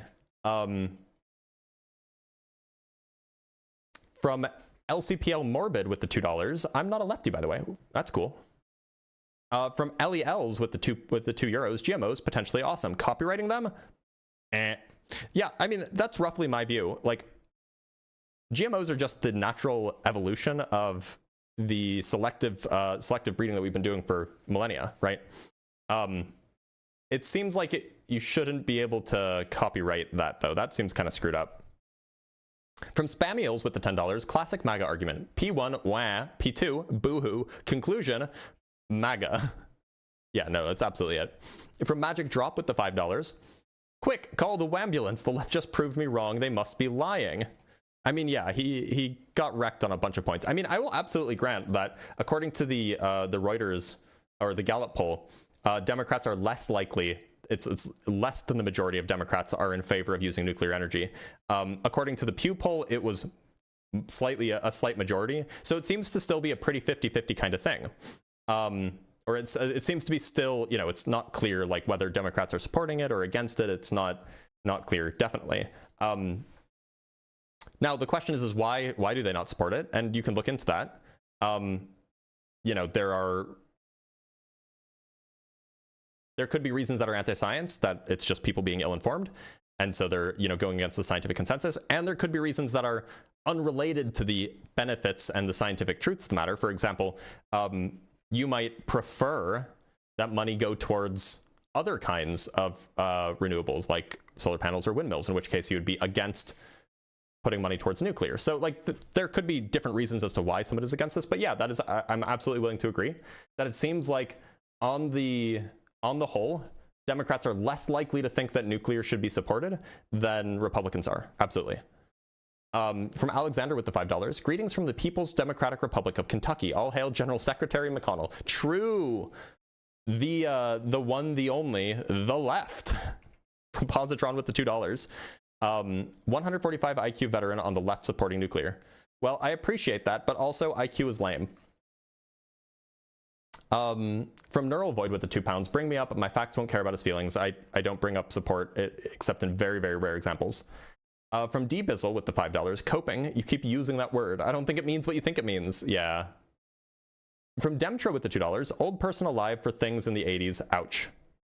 Look, if you were like an adult or like even a teenager in the 80s, you're in your 50s, right? And from Jimmy Snow, hey, it's Jimmy Snow with the $10. You're cool. Well, you're cool too, Jimmy Snow. I appreciate you. Yeah, so that's really neat. Look, so I am going to make sure I didn't miss any super chats and or any cash apps or anything, and then we will probably call it a day because I need some coffee. And we don't have enough time for another guest. Okay, it looks like I didn't miss anything. So thank you guys so much for being here. We will be back with the normally scheduled atheist content tomorrow at around the same time. You guys know where to find me, when to find me. But if you don't know where to find me or when to find me, feel free to join my Discord. Go to discord.gg/drblitz and we can... I send out my announcements for...